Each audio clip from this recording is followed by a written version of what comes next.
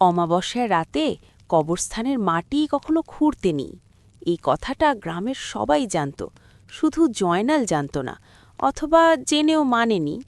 তার লোভ ছিল মাটির নিচে পুঁতে রাখা জমিদারের সেই কথিত সিন্দুকের ওপর। রাত তখন ৩টে, চারদিকে ঝিঝি পোকার ডাক ছাপিয়ে শুধু জয়নালের কোদালের শব্দ শোনা যাচ্ছে। কপ কপ কপ। মাটি খুব নরম, যেন কেউ নিচ থেকে মাটি আলগা করে দিচ্ছে। জয়নাল হাসল। আরেকটু বাকি। কোদালটা সজোরে মাটিতে কোপ দিতেই হঠাৎ ধাতব কিছুতে আঘাত লাগল। ঝনঝন। সিন্দুক? না, শব্দটা শিকলের। মাটির নিচে শিকল কেন? জয়নাল নিচু হয়ে হাত দিয়ে মাটি সরাতে গেল। ভিজেই স্যাঁতস্যাঁতে মাটি, কিন্তু গন্ধটা অদ্ভুত। মাটির গন্ধ নয়, গোলাপ জল আর পচা মাংসের একটা বমি আসা মিশ্রণ। হঠাৎ জয়নাল অনুভব করল মাটির নিচ থেকে হাড়সাড় বরফ শীতল একটি হাত তার কবজি শক্ত করে চেপে ধরেছে। জয়নাল চিৎকার করতে চাইল, কিন্তু তার গলা দিয়ে কোনো শব্দ বেরোল না। বাতাস ভারী হয়ে গেছে। কবরের ভেতর থেকে এক ফিসফিসানি ভেসে এলো, আমার ঘুম ভাঙালি কেন? পরদিন সকালে জয়নালকে আর খুঁজে পাওয়া যায়নি। শুধু সেই ভাঙা কবরের পাশে তার কোদালটা পড়েছিল, আর কোদালের গায়ে লেগেছিল তাজা রক্ত। গুলশানের ৩৪ তলা অফিসের বিশাল কাচের জানালার ওপাশে ঢাকা শহরটাকে আজ বড্ড অচেনা মনে হচ্ছে। বিকেল তখনও ৫টা বাজেনি, কিন্তু আকাশ জুড়ে এমন এক কালচে ধূসর মেঘ জমেছে যে মনে হচ্ছে সন্ধ্যা নেমে গেছে অনেক আগেই।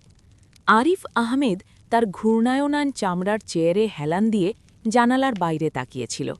সে দেশের অন্যতম সফল আর্কিটেক্ট ফার্ম আহমেদ কনস্ট্রাকশনের সিইও। তার জগৎটা নিখুঁত জ্যামিতি আর কংক্রিটের। এখানে সবকিছুর একটা লজিক থাকে, সবকিছুর একটা পরিমাপ থাকে। কিন্তু আজ সকাল থেকেই তার বুকের ভেতর একটা অদ্ভুত অস্থিরতা কাজ করছে। কোনো কারণ ছাড়াই মনে হচ্ছে তার নিখুঁত ছকে বাঁধা জীবনে কোথাও একটা বড় ফাটল ধরতে যাচ্ছে। ইন্টারকমের কর্কশ শব্দে তার চিন্তায় ছেদ পড়ল। আরিফ বিরক্ত হয়ে রিসিভারটা তুলল। Yes sir, mister Jamshed Liaquat এসেছেন।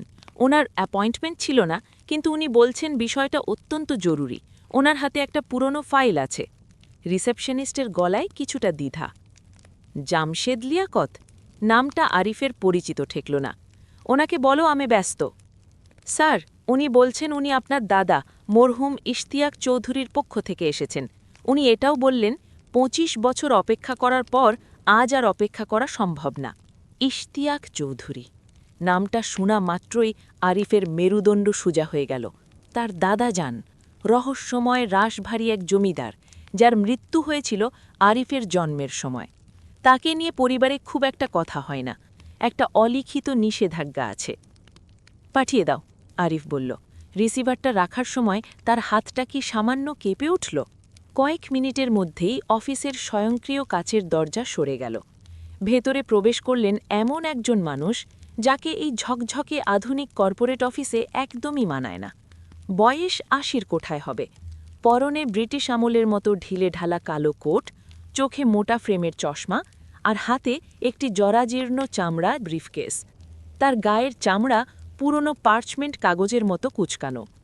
ভদ্রলোক ধীর পায়ে হেঁটে এসে আরিফের সামনের চেয়ারে বসলেন। তার শরীর থেকে ন্যাপথলিন, পুরনো বইয়ের পাতা আর মৃদু কর্পূরের গন্ধ ভেসে আসছে, যেন মানুষটা এইমাত্র কোনো পুরনো সিন্দুক থেকে বের হয়ে এসেছেন। আরিফ আহমেদ, বৃদ্ধের গলাটা খসখসে, অনেকটা শুকনো পাতার উপর দিয়ে ভারী কিছু টেনে নিয়ে যাওয়ার মতো। জি, আপনি? আমি জামশেদ, ইশতিয়াক সাহেবের খাস উকিল ছিলাম। গত ২৫ বছর ধরে আমি কেবল এই দিনটার জন্য বেঁচে আছি। বৃদ্ধ তার ব্রিফকেসটা টেবিলের ওপর রাখলেন। সেটির লক খোলার সময় একটা তীক্ষ্ণ ক্যাচ শব্দ হল, যা নিস্তব্ধ ঘরে প্রতিধ্বনিত হল। ভেতর থেকে তিনি বের করলেন হলুদ হয়ে যাওয়া একটি মোটা ফাইল। কাগজের কোণগুলো লাল ফিতায় বাঁধা। ফাইলের ওপর ধুলোর আস্তরণ। ইশতিয়াক সাহেব অদ্ভুত মানুষ ছিলেন। জামশেদ সাহেব ফাইলটা আরিফের দিকে ঠেলে দিলেন। ফাইলটি স্পর্শ করতেই আরিফের আঙুলে একটা হিমশীতল স্রোত বয়ে গেল। মনে হলো ওটা ফাইল নয়, এক খণ্ড বরফ। তিনি বলে গিয়েছিলেন তার মৃত্যুর ঠিক ২৫ বছর পূর্ণ হওয়ার দিন আসরের আজানের পর যেন এই দলিল তার একমাত্র নাতির হাতে তুলে দেওয়া হয়। আরিফ ভ্রু কুঁচকাল। দলিল? কিসের দলিল?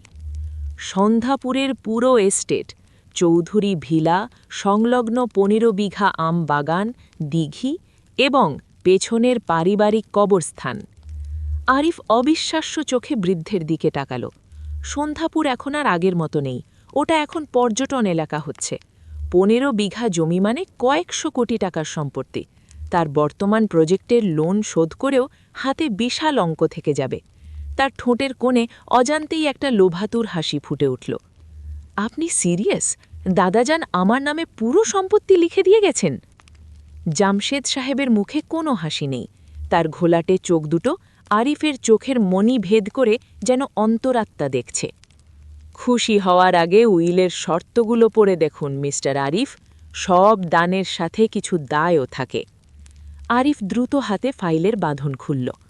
দলিলের কাগজগুলো হাতে লেখা, গোটা গোটা হস্তাক্ষর, কিন্তু কালির রংটা অদ্ভুত, কালচে লাল, অনেকটা পুরনো রক্তের মতো। সে পড়তে শুরু করল। দলিলের শেষ পাতায় লাল কালি দিয়ে মার্ক করা একটি বিশেষ অনুচ্ছেদ ছিল। শর্ত ৩, এই সম্পত্তির মালিকানা হস্তান্তরযোগ্য, কিন্তু এর প্রকৃতি পরিবর্তনযোগ্য নয়।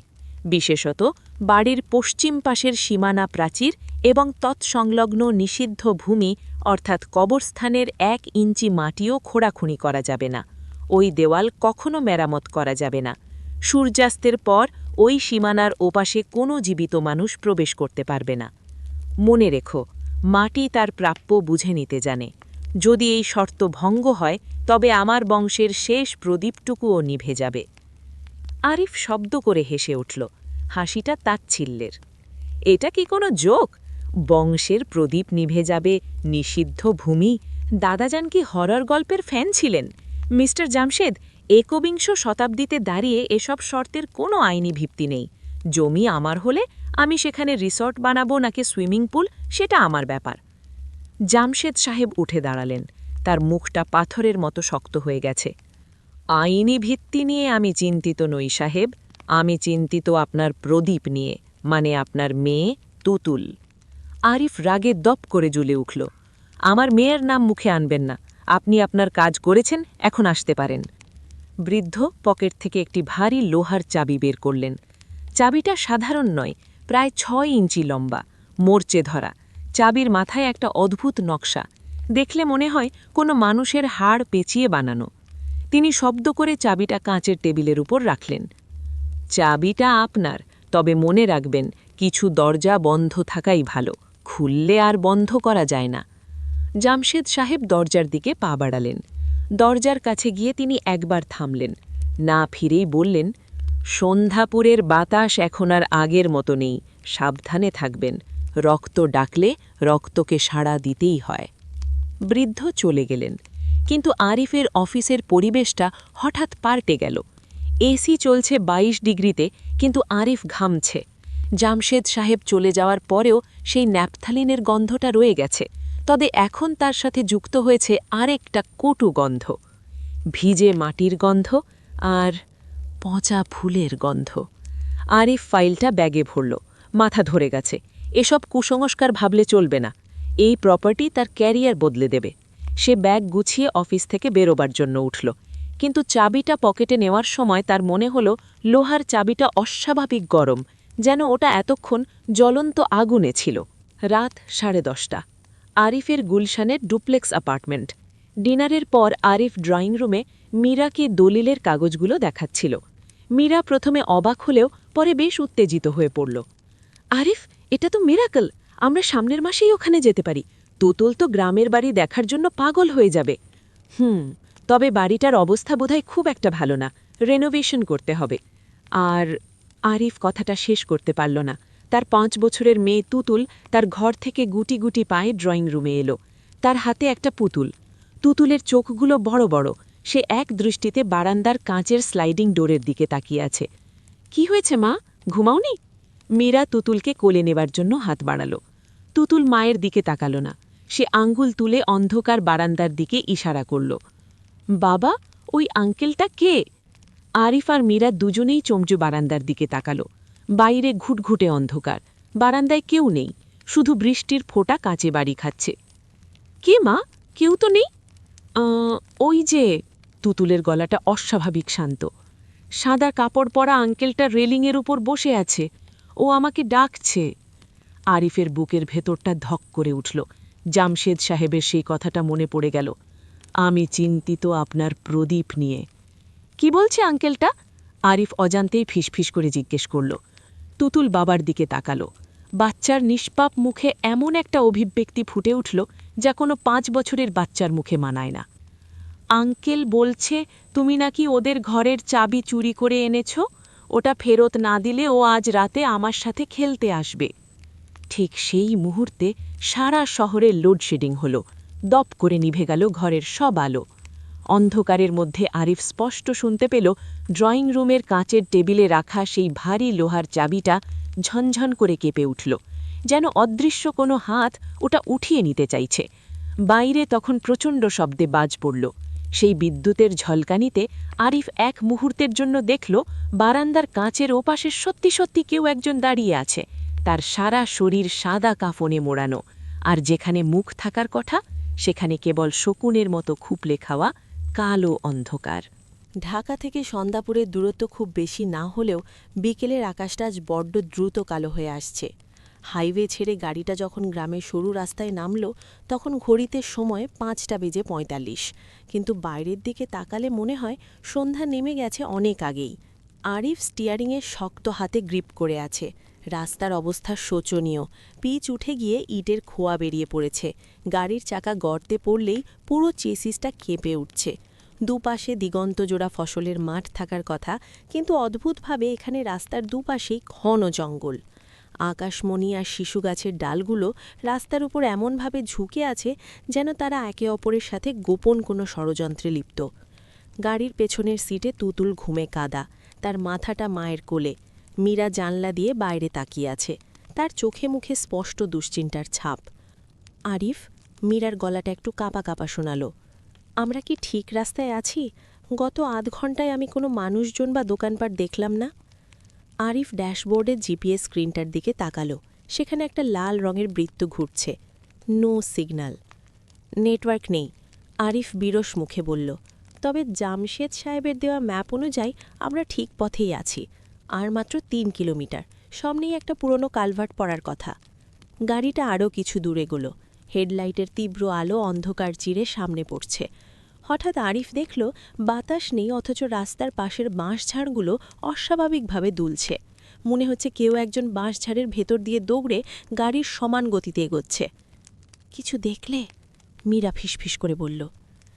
বাতাস মীরা, শুধুই বাতাস। আরিফ নিজেকেই যেন সান্ত্বনা দিল। কালভার্টটা পার হওয়ার ঠিক মুখেই আরিফ কষে ব্রেক ধরল। গাড়ির টায়ার স্কিড করে কর্কশ শব্দ তুলল। তুতুল নড়ে চড়ে উঠল ঘুমের মধ্যে। কি হলো? মীরা আতঙ্কিত হয়ে উঠল। রাস্তার ঠিক মাঝখানে একটি বিশাল মরা গাছের গুঁড়ি পড়ে আছে। গুঁড়িটা এতই বড় যে গাড়ি নিয়ে পাশ কাটানো অসম্ভব। ধুর ছাই! আরিফ স্টিয়ারিংয়ের জোরে চাপড় মারল। গ্রামের মানুষগুলোর কোনো কাণ্ডজ্ঞান নেই, এভাবে কেউ গাছ ফেলে রাখে? সে সিট বেল্ট খুলতে শুরু করল। আরিফ, নামবে না প্লিজ? মীরা খপ করে তার হাত ধরল। চারদিকটা দেখো, কেমন যেন থমথমে, আমার ভালো লাগছে না। আরিফ মীরার দিকে তাকিয়ে ম্লান হাসল। ভয় পেও না, আমি জাস্ট ডালটা সরিয়ে দেব, বেশিক্ষণ লাগবে না। সে টর্চটা হাতে নিয়ে গাড়ি থেকে নামল। বাইরে নামতেই এক অদ্ভুত অনুভূতি তাকে গ্রাস করল। পৃথিবীর সব শব্দ যেন এখানে এসে থমকে গেছে। কোনো ঝিঁঝি পোকার ডাক নেই, কোনো ব্যাঙের ডাক নেই, এমনকি নিজের পায়ের শব্দও এখানে কেমন যেন ভারী শোনাচ্ছে।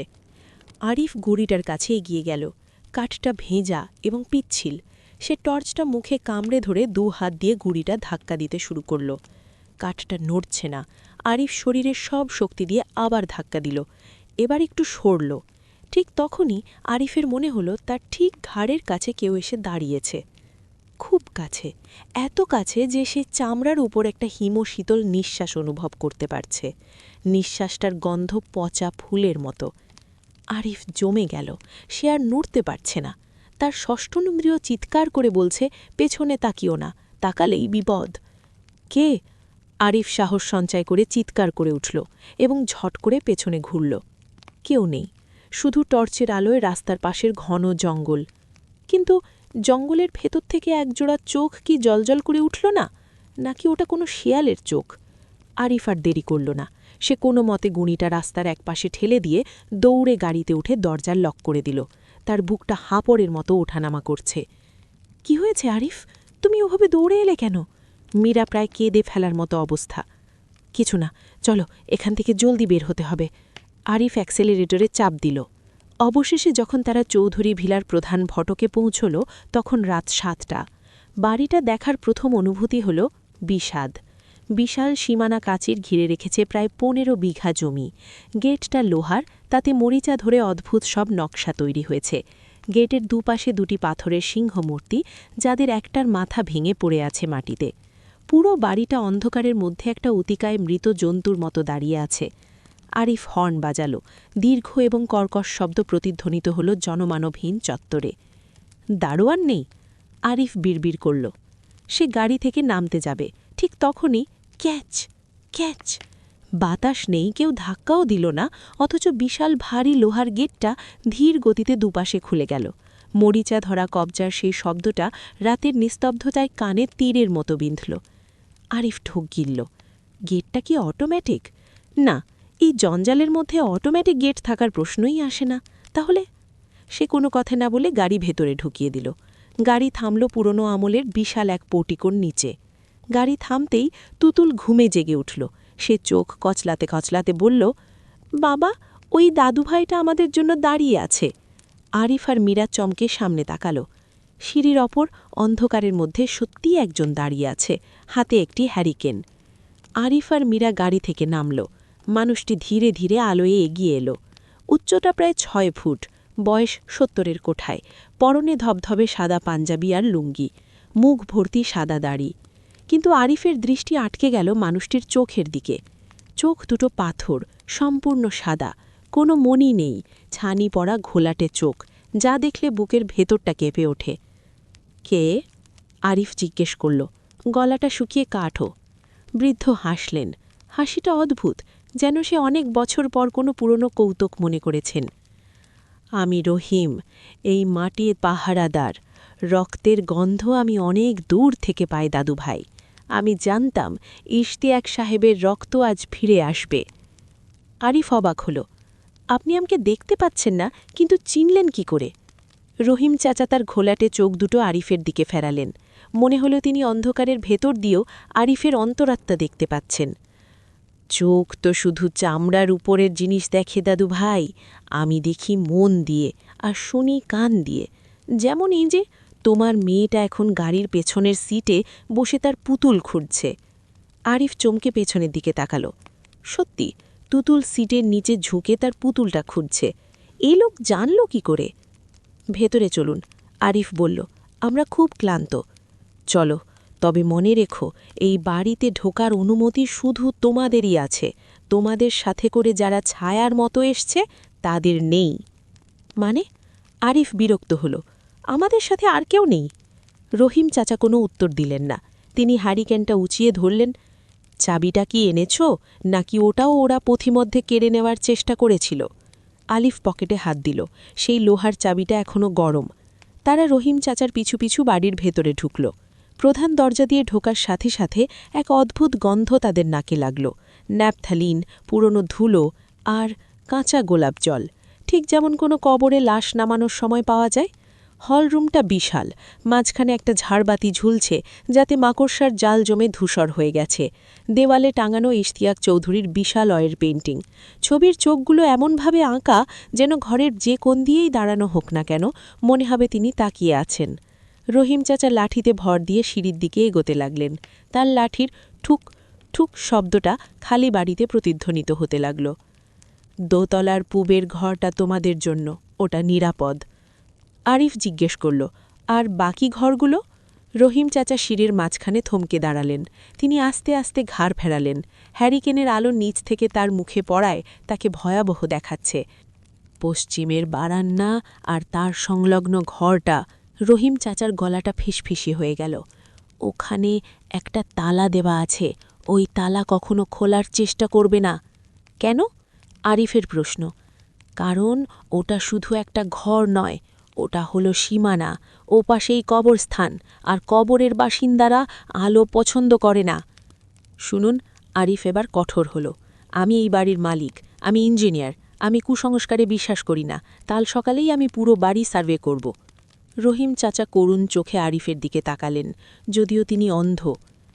বিশ্বাস আর অবিশ্বাসের মাঝখানে একটা খুব সরু সুপো থাকে দাদুভাই। আজ রাতটা পার করো, যদি মাঝরাতে বাচ্চার কান্নার শব্দ শোনো কিংবা কারো নুপুরের আওয়াজ পাও, দুহাই লাগে বিছানা ছেড়ে উঠো না। কৌতূহল মানুষের সবচেয়ে বড় শত্রু। এই বলে তিনি আবার উপরে উঠতে শুরু করলেন। মীরা আরিফের হাত খামচে ধরল। আরিফ, লোকটা এসব কি বলছে? নুপুরের শব্দ, বাচ্চার কান্না। পাগল, গ্রামের অশিক্ষিত মানুষকে ভয় দেখিয়ে আনন্দ পায়। চলো। তারা দোতলার নির্দিষ্ট ঘরটিতে পৌঁছল। ঘরটা বেশ বড়, পুরনো আমলের পালঙ্ক, আসবাবপত্র সব ধুলো ঝেড়ে পরিষ্কার করা হয়েছে। রহিম চাচা হ্যারিকেনটা টেবিলে রাখলেন। আমি নিচ তলায় থাকি, কোনো দরকার হলে ডাকবে না, কারণ রাতে আমি কারো ডাকে সাড়া দিই না। আল্লাহ হাফিজ। রহিম চাচা চলে গেলেন। দরজাটা বন্ধ করার পর আরিফ কিছুটা স্বস্তি পেল, কিন্তু মীরা এখনও কাঁপছে। তুদুল বিছানায় উঠে বসে আছে। সে এক দৃষ্টিতে ঘরের এক কোণায় থাকা বিশাল কাঠের আলমারিটার আয়নার দিকে তাকিয়ে আছে। কি দেখছিস মা? মীরা জিজ্ঞেস করল। তুতুল আঙুল দিয়ে আয়নাটা দেখালো। মা, ওই আয়নার ভেতরে একটা আন্টি দাঁড়িয়েছিল, আমি তাকালেই সে লুকিয়ে পড়ল। আরিফ দ্রুত আয়নার কাছে গেল। কেউ নেই, শুধু পুরনো কাঁচে তাদের নিজেদের অস্পষ্ট ভৌতিক প্রতিবিম্ব। কিন্তু আয়নার ঠিক নিচেই মেঝের ওপর এক ফোঁটা তাজা পানি পড়ে আছে, আর সেই পানির পাশে খুব ছোট্ট একটা কাদার ছাপ, যেন কোনো খালি পা এইমাত্র ওখানে দাঁড়িয়েছিল। বাইরে তখন শেয়াল ডাকা শুরু হলো। একটা নয়, শত শত শেয়াল একসাথে ডেকে উঠল। সেই ডাকের মধ্যে অদ্ভুত এক আর্তনাদ মেশানো। আরিফ জানলা দিয়ে বাইরে তাকালো। দূরে অন্ধকারের মধ্যে কবরস্থানের গাছগুলো দেখা যাচ্ছে। তার মনে হলো ওই অন্ধকারের মধ্যে হাজার হাজার জোনাকি জ্বলছে, কিন্তু জোনাকিগুলো নড়ছে না। রাত 10:15। সন্ধ্যাপুরের এই প্রত্যন্ত গ্রামে রাত 10টা মানে শহরের গভীর রাত। বাইরের পৃথিবীটা যেন হঠাৎ করেই অস্তিত্বহীন হয়ে গেছে। জানলার বাইরে তাকালে শুধু নিরেট অন্ধকার ছাড়া আর কিছুই চোখে পড়ে না। সেই অন্ধকারের দিকে বেশিক্ষণ তাকিয়ে থাকলে মনে হয় অন্ধকারটাও পাল্টা তাকিয়ে আছে। চৌধুরী ভেলার দোতলার পূর্ব দিকের বিশাল শোবার ঘরটিতে এখন টিমটিম করে দুটো হ্যারিকেন জ্বলছে। জেনারেটর কাজ করছে না, আর মোমবাতির আলো বাতাসের সামান্য ঝাপটায় নিভে যাচ্ছে বারবার।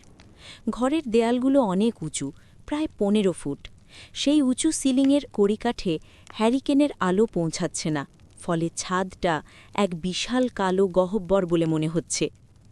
আরিফ শার্ট পাল্টে একটা টি-শার্ট পরে নিল।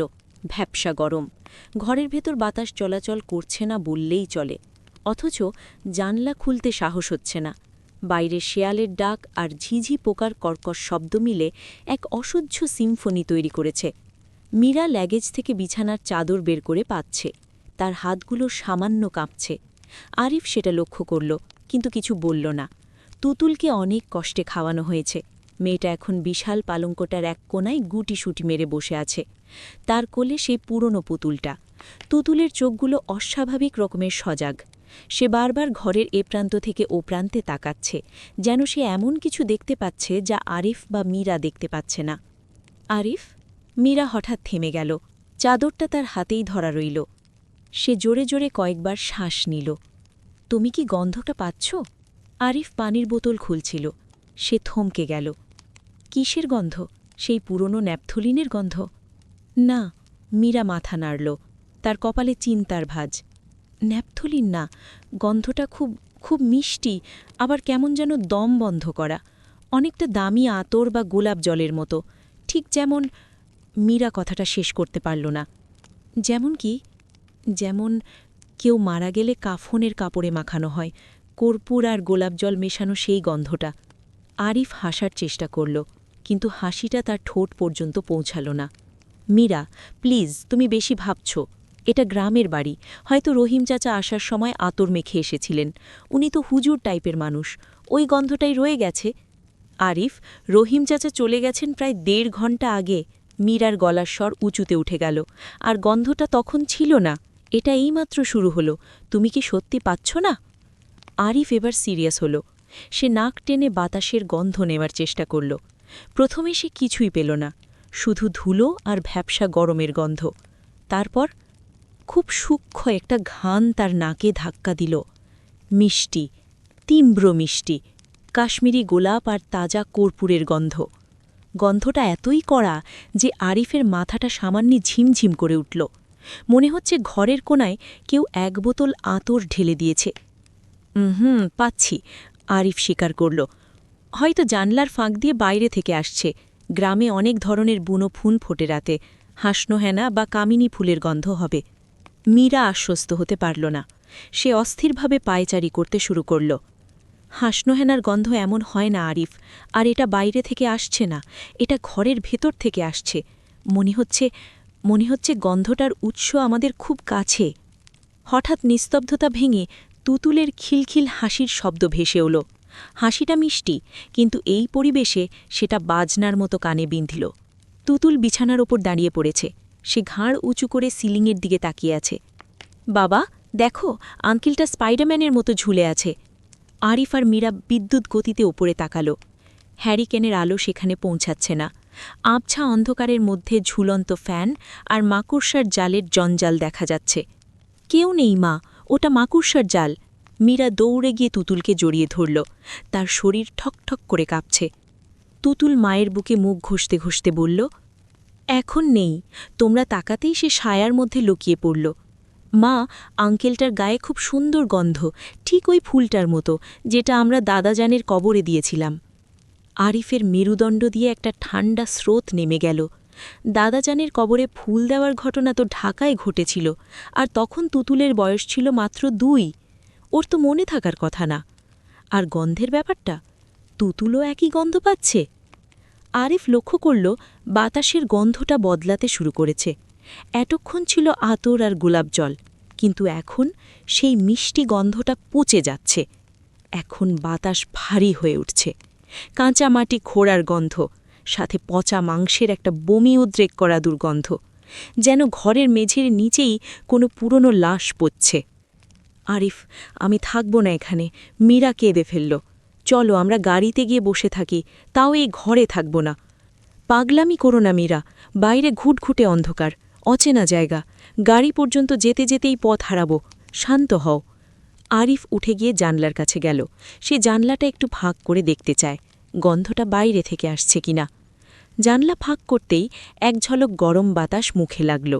বাইরের গন্ধটা স্বাভাবিক, ভেজা ঘাস আর পাতার গন্ধ। তার মানে মীরা ঠিকই বলেছিল, দুর্গন্ধটা ঘরের ভেতর। আরিফ জানলা বন্ধ করে ঘুরে দাঁড়াল। ঠিক সেই সময় শব্দটা হলো ঠক ঠক ঠক। শব্দটা দরজায় নয়, জানলায় নয়, শব্দটা আসছে মেঝের নিচ থেকে, ঠিক তাদের বিশাল পালঙ্কটার নিচ থেকে। মনে হচ্ছে কেউ নিচ থেকে কাঠের ফ্লোরের নোক দিয়ে টোকা মারছে, খুব ধীর, খুব ছান্দিক। আরিফ শ্বাস বন্ধ করে ফেলল। সে কি ভুল শুনছে? ইঁদুর হতে পারে, পুরনো বাড়িতে ইঁদুর থাকা স্বাভাবিক। ঠক ঠক, খস খস। না, ইঁদুর এভাবে শব্দ করে না। মনে হচ্ছে কেউ একজন কাঠের গায়ে নখ দিয়ে আঁচড় কাটছে। আরিফ ইশারায় মীরাকে চুপ করতে বলল। সে খুব সাবধানে বিড়ালের মতো পায়ে বিছানার দিকে এগুলো। হ্যারিকেনটা হাতে নিল। তার যুক্তিবাদী মন বলছে এটা ইঁদুর বা কাঠবিড়ালি, কিন্তু তার আদিম মন বলছে দেখিস না, তাকালেই বিপদ। আরিফ হাঁটু গেড়ে বসল। বিছানার নিচটা অন্ধকার গহ্বরের মতো। সে হ্যারিকেনের আলো ফেলল। ধুলো রাস্তর, কয়েকটা পুরনো জুতো, একটা ভাঙা কাঠের টুকরো, আর কিছু নেই। আরিফ স্বস্তির নিঃশ্বাস ফেলল। দেখলে কিচ্ছু নেই, পুরনো কাঠ, তাপমাত্রার পার্থক্যে শব্দ হচ্ছে, এটাকে বলে থার্মাল এক্সপ্যানশন। সে উঠে দাঁড়াল, নিজেকে একটু হালকা লাগল। কিন্তু ঠিক সেই মুহূর্তে ঘরের ভারী কাঠের আলমারিটা সশব্দে কেঁপে উঠল। থপ, যেন আলমারির ভেতর থেকে কেউ দরজায় একটা ঘুষি মেরেছে। মীরা চিৎকার করে উঠল, তুতুল কান্নাকাটি শুরু করল। আরিফ আলমারির দিকে তাকাল। আলমারির পাল্লাটা একটু ফাঁকা হয়ে আছে, সেখান থেকে একটা কালো শাড়ির আঁচল বেরিয়ে আছে। কিন্তু তাদের ল্যাগেজে তো কোনো কালো শাড়ি ছিল না। মীরা শাড়ি পরেইনি, সে সালোয়ার কামিজ পরে এসেছে। মীরা, তুমি কি কোনো কালো কাপড় আনো? আরিফ ফিসফিস করে বলল, না, আমি কোনো শাড়ি আনিনি। আরিফ আলমারির দিকে পা বাড়াল। তার পা মাটিতে আটকে যাচ্ছে, ভয়ে তাকে গ্রাস করছে। সে আলমারির হাতল ধরল, টান দিয়ে খুলল দরজা। ফাঁকা, ভেতরে কিছুই নেই, শুধু পুরনো কাঠের গন্ধ। কিন্তু সেই কালো কাপড়টা, ওটা কোথায় গেল? ঠিক সেই সময় আরিফের কানে ভেসে এলো সেই শব্দটা, যার কথা রহিম চাচা বলেছিলেন, ঝুম ঝুম ঝুম, নূপুরের শব্দ। খুব ভারী পুরনো দিনের রৌপ্য নূপুরের আওয়াজ। শব্দটা আসছে পশ্চিমের বারান্দা থেকে, সেই বারান্দা যেটা তালা বন্ধ থাকার কথা। কেউ একজন খুব ধীর লয়ে বারান্দায় হাঁটছে। নূপুরের শব্দের সাথে সাথে শোনা যাচ্ছে ভেজা পায়ের ছাপ পড়ার শব্দ। থপ থপ থপ। আরিফ দরজার দিকে তাকাল। দরজার নিচ দিয়ে সাদা কুয়াশার মতো ধোঁয়া ঘরের ভেতর ঢুকছে, আর সেই ধোঁয়ার সাথে ভেসে আসছে সেই গন্ধটা। এবার আর আতর নয়, গোলাপ জল নয়, এবার গন্ধটা এতটাই তীব্র যে মনে হচ্ছে আরিফ কোনো মর্গের ভিতর দাঁড়িয়ে আছে। আরিফ দৌড়ে গিয়ে দরজার কাছে গেল। সে ছিটকিনিটা চেপে ধরল। দরজার হাতলটা বাইরে থেকে কেউ একজন ধরেছে। হাতলটা আস্তে আস্তে ঘুরছে। Catch catch. আরিফ অনুভব করতে পারছে হাতলটা অসম্ভব ঠান্ডা, বরফের মতো। কে কে ওখানে? আরিফ চিৎকার করে উঠল, আমি কিন্তু পুলিশকে খবর দেব। তার নিজের কানেই কথাটা হাস্যকর শোনাল। পুলিশ? এই জনমানবহীন জঙ্গলে? বাইরে নিস্তব্ধতা। নূপুরের শব্দ থেমে গেছে, হাঁটার শব্দ থেমে গেছে। তারপর দরজার ঠিক ওপাশ থেকে কাঠ ভেদ করে একদম কানের কাছে কেউ একজন ফিসফিস করে বলল, তুমি ভুল ঘরে শুয়েছ আরিফ। গলাটা কোনো মানুষের নয়, মনে হলো 1000 বছর ধরে মাটির নিচে চাপা পড়ে থাকা কোনো শুকনো গলার আওয়াজ। আর সবচেয়ে ভয়ের ব্যাপার হলো গলাটা আরিফের নাম জানে। আরিফ ছিটকে পিছিয়ে এলো। সে হোঁচট খেয়ে পড়ে গেল মেঝের ওপর। ঠিক সেই মুহূর্তে তুতুল ঘুমের ঘোরে বিভৎস স্বরে চিৎকার করে উঠল, বাবা বাবা, আমাকে মাটির নিচে টেনো না, আমার লাগছে। আরিফ আর মীরা তুতুলের দিকে তাকাল। হ্যারিকেনের আলোয় দেখা গেল এক ভয়াবহ দৃশ্য। তুতুলের পায়ের গোড়ালিটা কেউ একজন অদৃশ্য হাতে খামজে ধরে আছে। তুতুল বিছানার চাদর আঁকড়ে ধরে আছে, কিন্তু তাকে ধীরে ধীরে বিছানার নিচের দিকে টেনে নামানো হচ্ছে। তুতুল! আরিফ আর মীরা একসাথে ঝাঁপিয়ে পড়ল। আরিফ মেয়ের হাত ধরল, মীরা পা ধরল। মনে হলো তারা কোনো শক্তিশালী মানুষের সাথে দড়ি টানাটানি খেলছে। অদৃশ্য শক্তিটা তুতুলকে ছাড়তে চাইছে না। ছাড় ছাড় আমার মেয়েকে! আরিফ সর্বশক্তি দিয়ে টান দিল। হঠাৎ এক ঝটকায় শক্তিটা আলগা হয়ে গেল। তুতুল ছিটকে বাবার বুকে এসে পড়ল। কিন্তু বিছানার চাদরের দিকে তাকালে আরিফ আর মীরার রক্ত হিম হয়ে গেল। সাদা ধবধবে বিছানার চাদরের ওপর যেখানে তুতুলের পা ছিল, সেখানে একদলা কাদা লেগে আছে। ভেজা কালো আঠালো কাদা, যা থেকে এখনও মাটির সোদা গন্ধ বেরোচ্ছে। আর সেই কাদার ওপর স্পষ্ট 5টি আঙুলের ছাপ। আঙুলগুলো কোনো মানুষের নয়, অস্বাভাবিক লম্বা, হাসার এবং নখের দাগগুলো তীক্ষ্ণ। আঙুলের ছাপের পাশে লেগে আছে কালচে লাল রক্ত। আরিফ পাথর হয়ে বসে রইল। তার বিজ্ঞান, তার আর্কিটেকচার, তার যুক্তি সব এই একদলা মাটির কাছে তুচ্ছ হয়ে গেল। ঘর জুড়ে এখন আর বাতাসের গন্ধ নেই। এখন ঘর জুড়ে শুধু মৃত্যু আর কবরস্থানের গন্ধ। পশ্চিমের জানলাটা, যেটা আরিফ নিজে ছিটকিনি দিয়ে বন্ধ করেছিল, সেটা হঠাৎ বিকট শব্দে দড়াম করে খুলে গেল। বাইরের ঝড়ো বাতাস ঘরের ভেতর ঢুকে হ্যারিকেন দুটো নিভিয়ে দিল।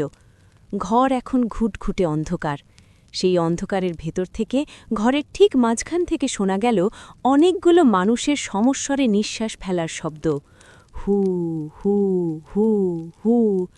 আরিফ অন্ধকারে হাতড়ে মীরাকে খুঁজল। টর্চ! মীরা, টর্চটা জ্বালাও! কিন্তু সে নিজেও জানে এই অন্ধকার টর্চের আলোয় কাটবে না। ওরা ঘরে ঢুকে পড়েছে এবং ওরা ক্ষুধার্ত। অন্ধকার যে এতটা ভারী, এতটা ভৌত হতে পারে তা আরিফের জানা ছিল না।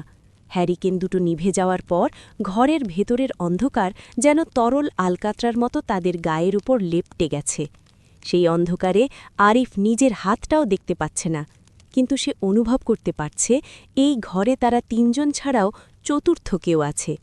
ঘরের ঠিক মাঝখান থেকে ভেসে আসা সেই সমস্বরে নিঃশ্বাস ফেলার শব্দ, হু হু হু হু, এখন আরও জোরালো হয়েছে।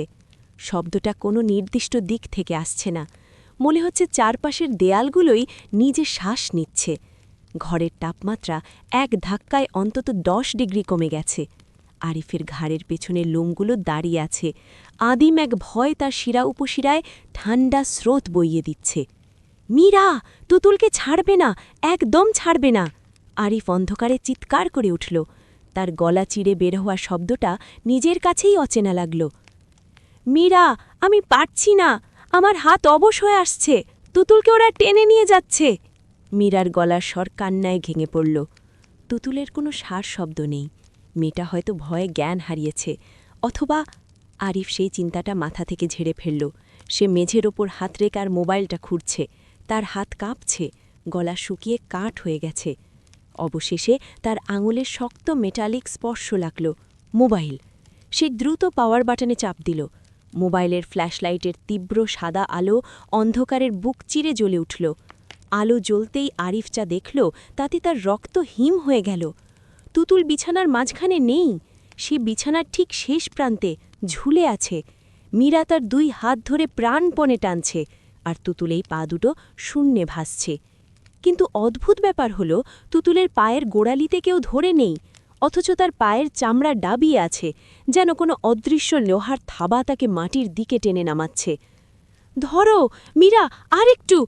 আরিফ বাঘের মতো ঝাঁপিয়ে পড়ল। সে তুতুলের কোমর জড়িয়ে ধরল। বিসমিল্লাহি! আরিফ সর্বশক্তি দিয়ে টান দিল। মনে হল তারা 1000 মনের পাথরের সাথে দড়ি টানাটানি খেলছে। অদৃশ্য শক্তিটা তুতুলকে ছাড়তে চাইছে না। তুতুলের শরীরটা ধনুকের মতো বেঁকে গেল। হঠাৎ করে যেন শক্তিটা খেলার ছলে ছেড়ে দিল। তুতুল ছিটকে আরিফের বুকের ওপর এসে পড়ল। আরিফ ভারসাম্য হারিয়ে মীরার ওপর পড়ল। তিনজনই তালগোল পাকিয়ে মেঝের ওপর। পালাতে হবে, এক্ষুনি পালাতে হবে! আরিফ হাঁপাচ্ছে। সে উঠে দাঁড়াতে গিয়ে থমকে গেল। মোবাইলের আলোয় সে দেখল ঘরের আসবাবপত্রগুলো কাঁপছে। ভারী মেহগনি কাঠের আলমারি, ড্রেসিং টেবিল, এমনকি বিশাল পালনগোটা, সব কিছু থর থর করে কাঁপছে, যেন ভূমিকম্প হচ্ছে। কিন্তু মেঝের মাটি স্থির। দরজার দিকে চলো মীরা! আরিফ এক হাতে মীরাকে টেনে তুলল, অন্য হাতে সে মোবাইলটা টর্চের মতো ধরে রেখেছে। তুতুল এখন আরিফের কোলে, নিথর। তারা তিনজন দরজার দিকে দৌড় দিল। আরিফ যখন দরজার হাতলটা ধরল, তখনও সেটা বরফ শীতল। সে গায়ের জোরে হ্যাচকা টান দিল। দরজা খুলল না। লক হয়ে গেছে, কিন্তু আমি তো ছিটকেনি লাগাইনি। আরিফ উন্মত্তের মতো দরজা ধাক্কাতে লাগল। মীরা, ধাক্কা দাও, দরজাটা জ্যাম হয়ে গেছে! ঠিক তখনই তাদের ঠিক পেছনে খাটের ওপর থেকে সেই নুপুরের শব্দটা আবার বেজে উঠল। ঝুম ঝুম, ঝনঝন। এবার শব্দটা খুব দ্রুত লয় হচ্ছে, যেন কেউ একজন খাটের উপর উন্মত্তের মতো তাণ্ডব নৃত্য শুরু করেছে। সাথে খিলখিল হাসির শব্দ।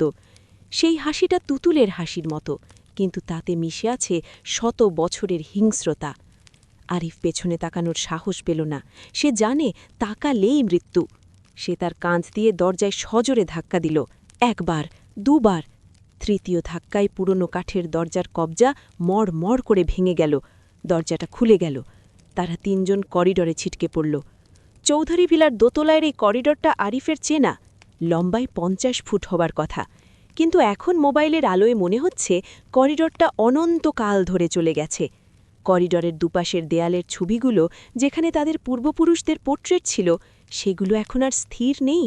প্রত্যেকটি ছবির মানুষ যেন ফ্রেম থেকে বেরিয়ে আসতে চাইছে। তাদের চোখগুলো জল করছে অন্ধকারে। তারা সিঁড়ির দিকে দৌড়াতে শুরু করল, কিন্তু করিডরের বাতাস এখন আর স্থির নেই। এক প্রবল ঝড়ো বাতাস করিডরের ভেতর দিয়ে বইছে। সেই বাতাসের গন্ধে আরিফের নাড়ি ভুড়ি উল্টে আসার জোগাড়। পচা মাংস আর ফরমালিনের গন্ধ। তারা যখন পশ্চিমের বারান্দার কাছাকাছি, যেহেতু সিঁড়িটা ওদিকেই, তখন আরিফ থমকে যেতে বাধ্য হল। পশ্চিমে সেই তালাবদ্ধ দরজার ওপাশ থেকে কেউ একজন দরজায় প্রচণ্ড জোরে আঘাত করছে। ধপ ধপ ধপ, দরজার কাঠ ফেটে যাওয়ার উপক্রম। দরজার ওপাশ থেকে এক অমানবিক গলার চিৎকার ভেসে আসছে। খুলে দে, আমাকে ভেতরে আসতে দে, তোরা আমার শিকল খুলেছিস, এখন দরজা খুলবে না? তাকাবে না আরিফ, দৌড়াও!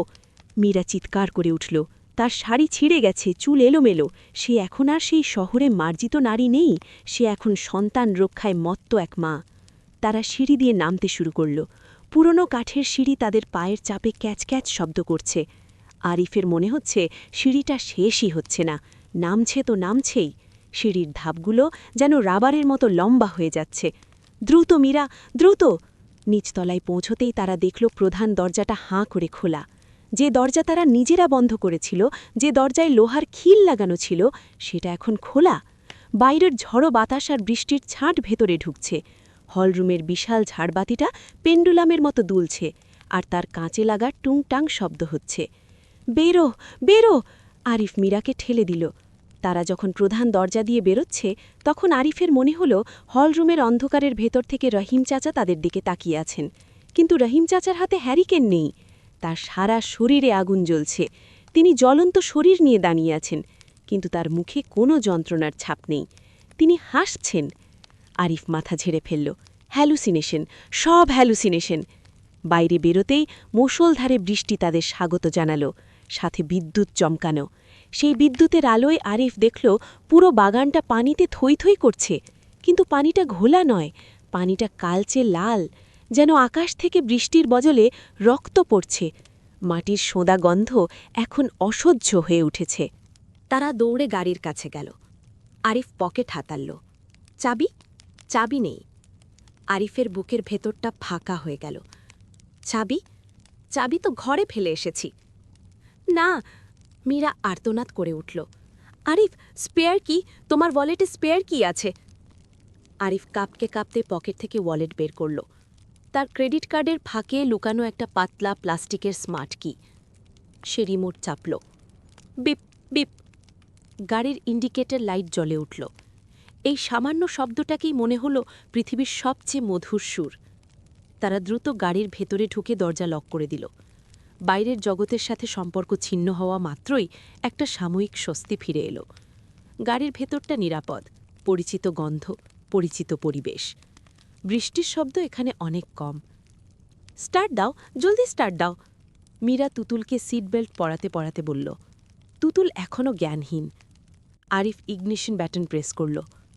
ইঞ্জিনটা গোদগোদ করে শব্দ করল, কিন্তু স্টার্ট নিল না। ঘর ঘর ঘর, ঠুরছাই।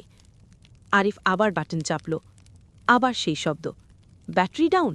অসম্ভব! গত সপ্তাহেই তো সার্ভিসিং করানো হয়েছে।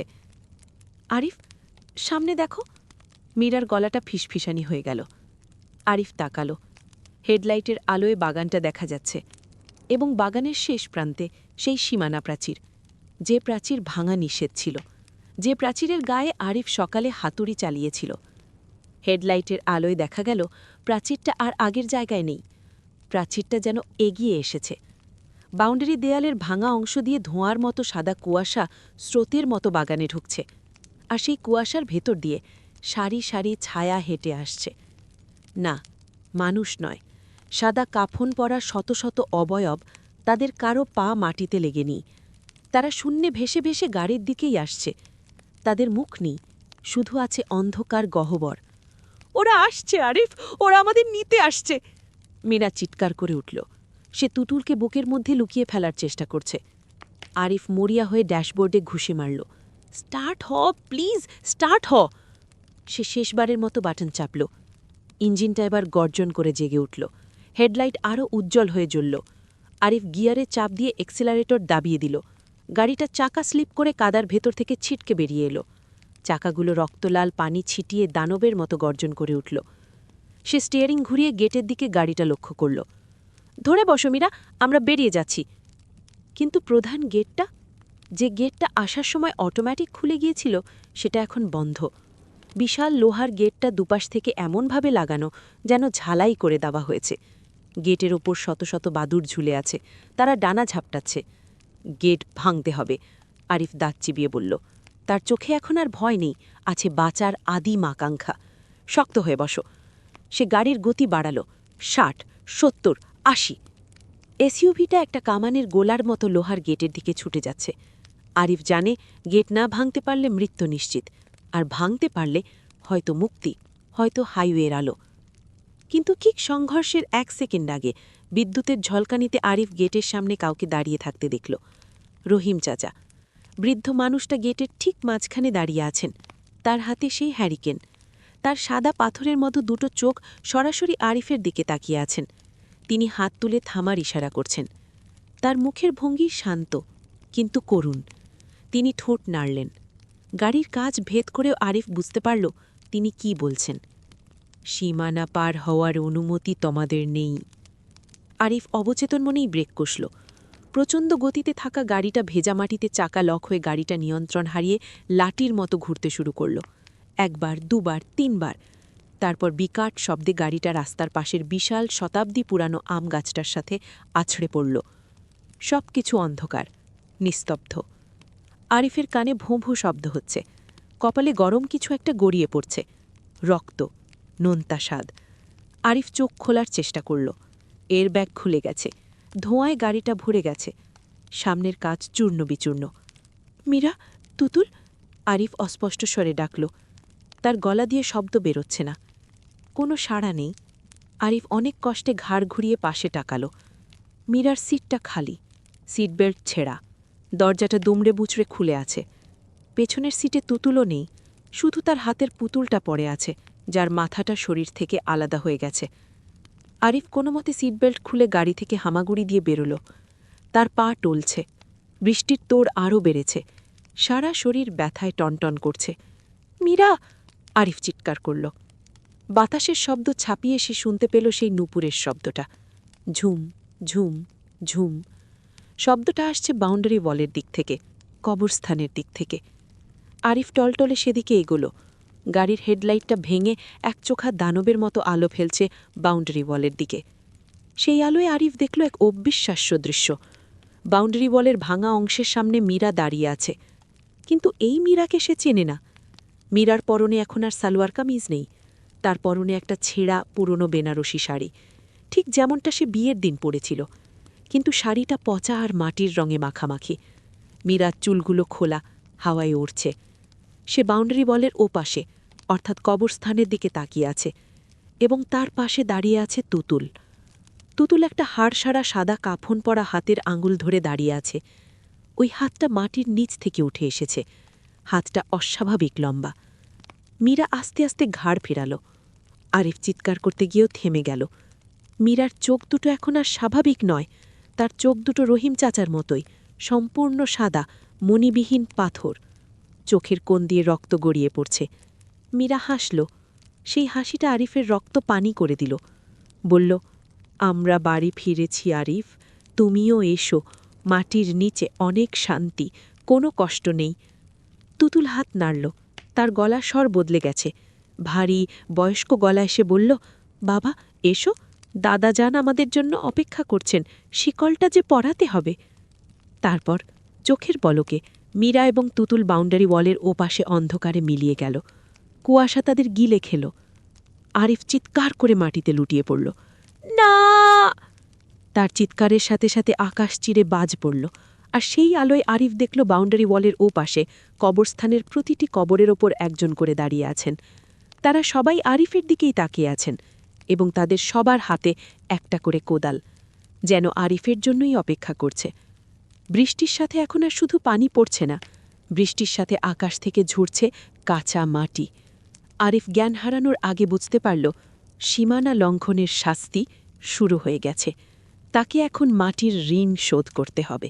চেতনা যখন ফিরল, আরিফ প্রথমেই যেটা অনুভব করল সেটা হলো স্বাদ। তার মুখে নোনা গরম রক্তের স্বাদ।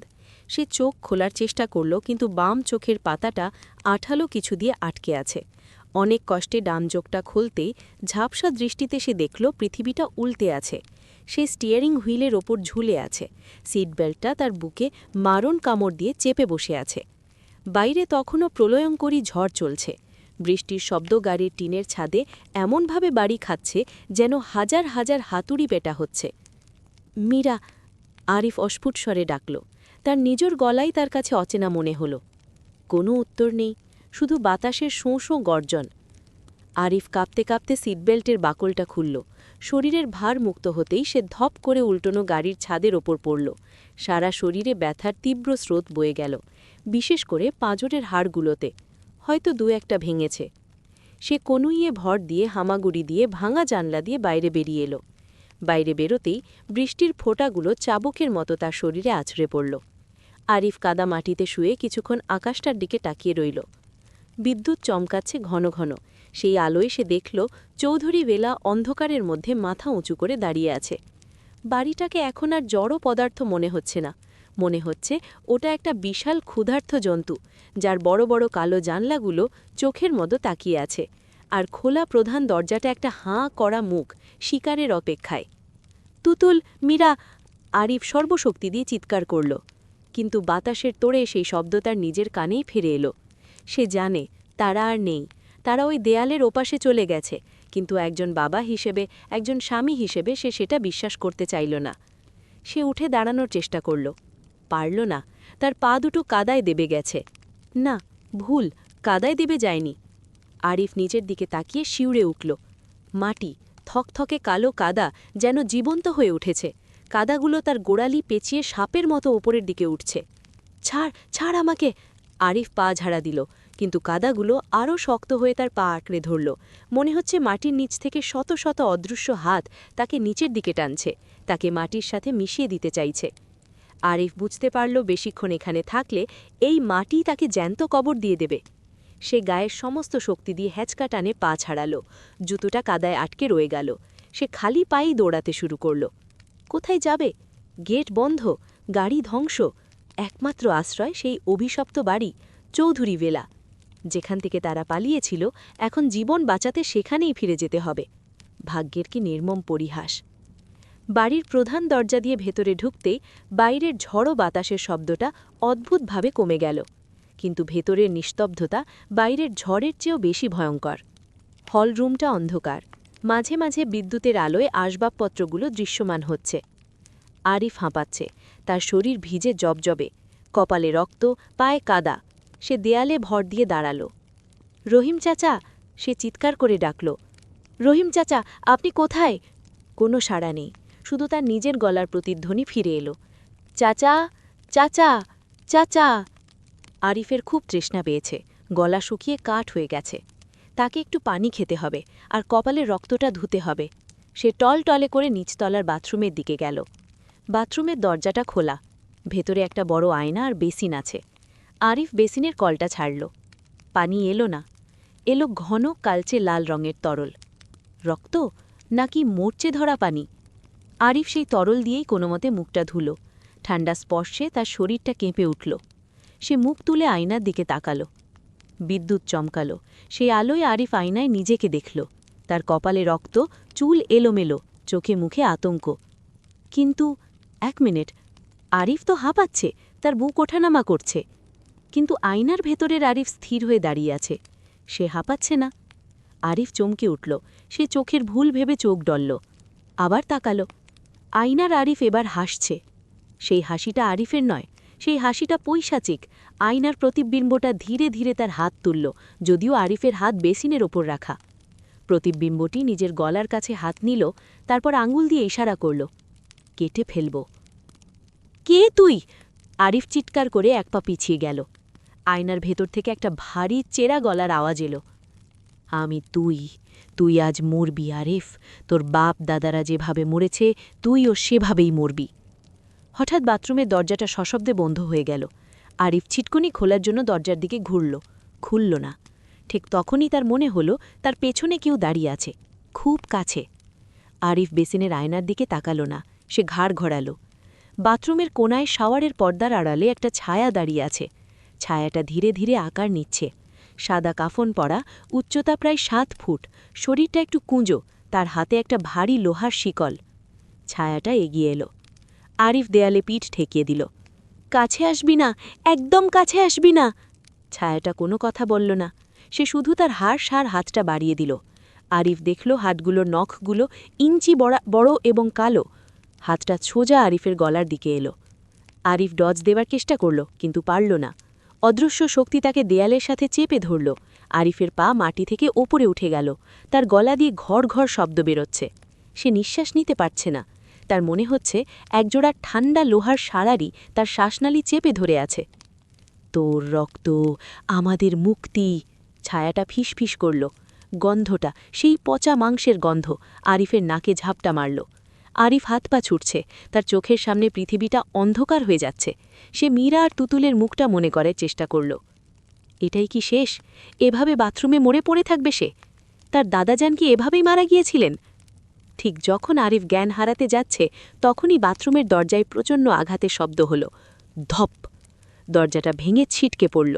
হ্যারিকেন হাতে দরজায় দাঁড়িয়ে আছেন রহিম চাচা। তিনি তার হাতের লাঠিটা সজোরে মেঝেতে ঠুকলেন এবং উচ্চস্বরে কিছু একটা আবৃত্তি করলেন, হয়তো কোনো দোয়া বা মন্ত্র।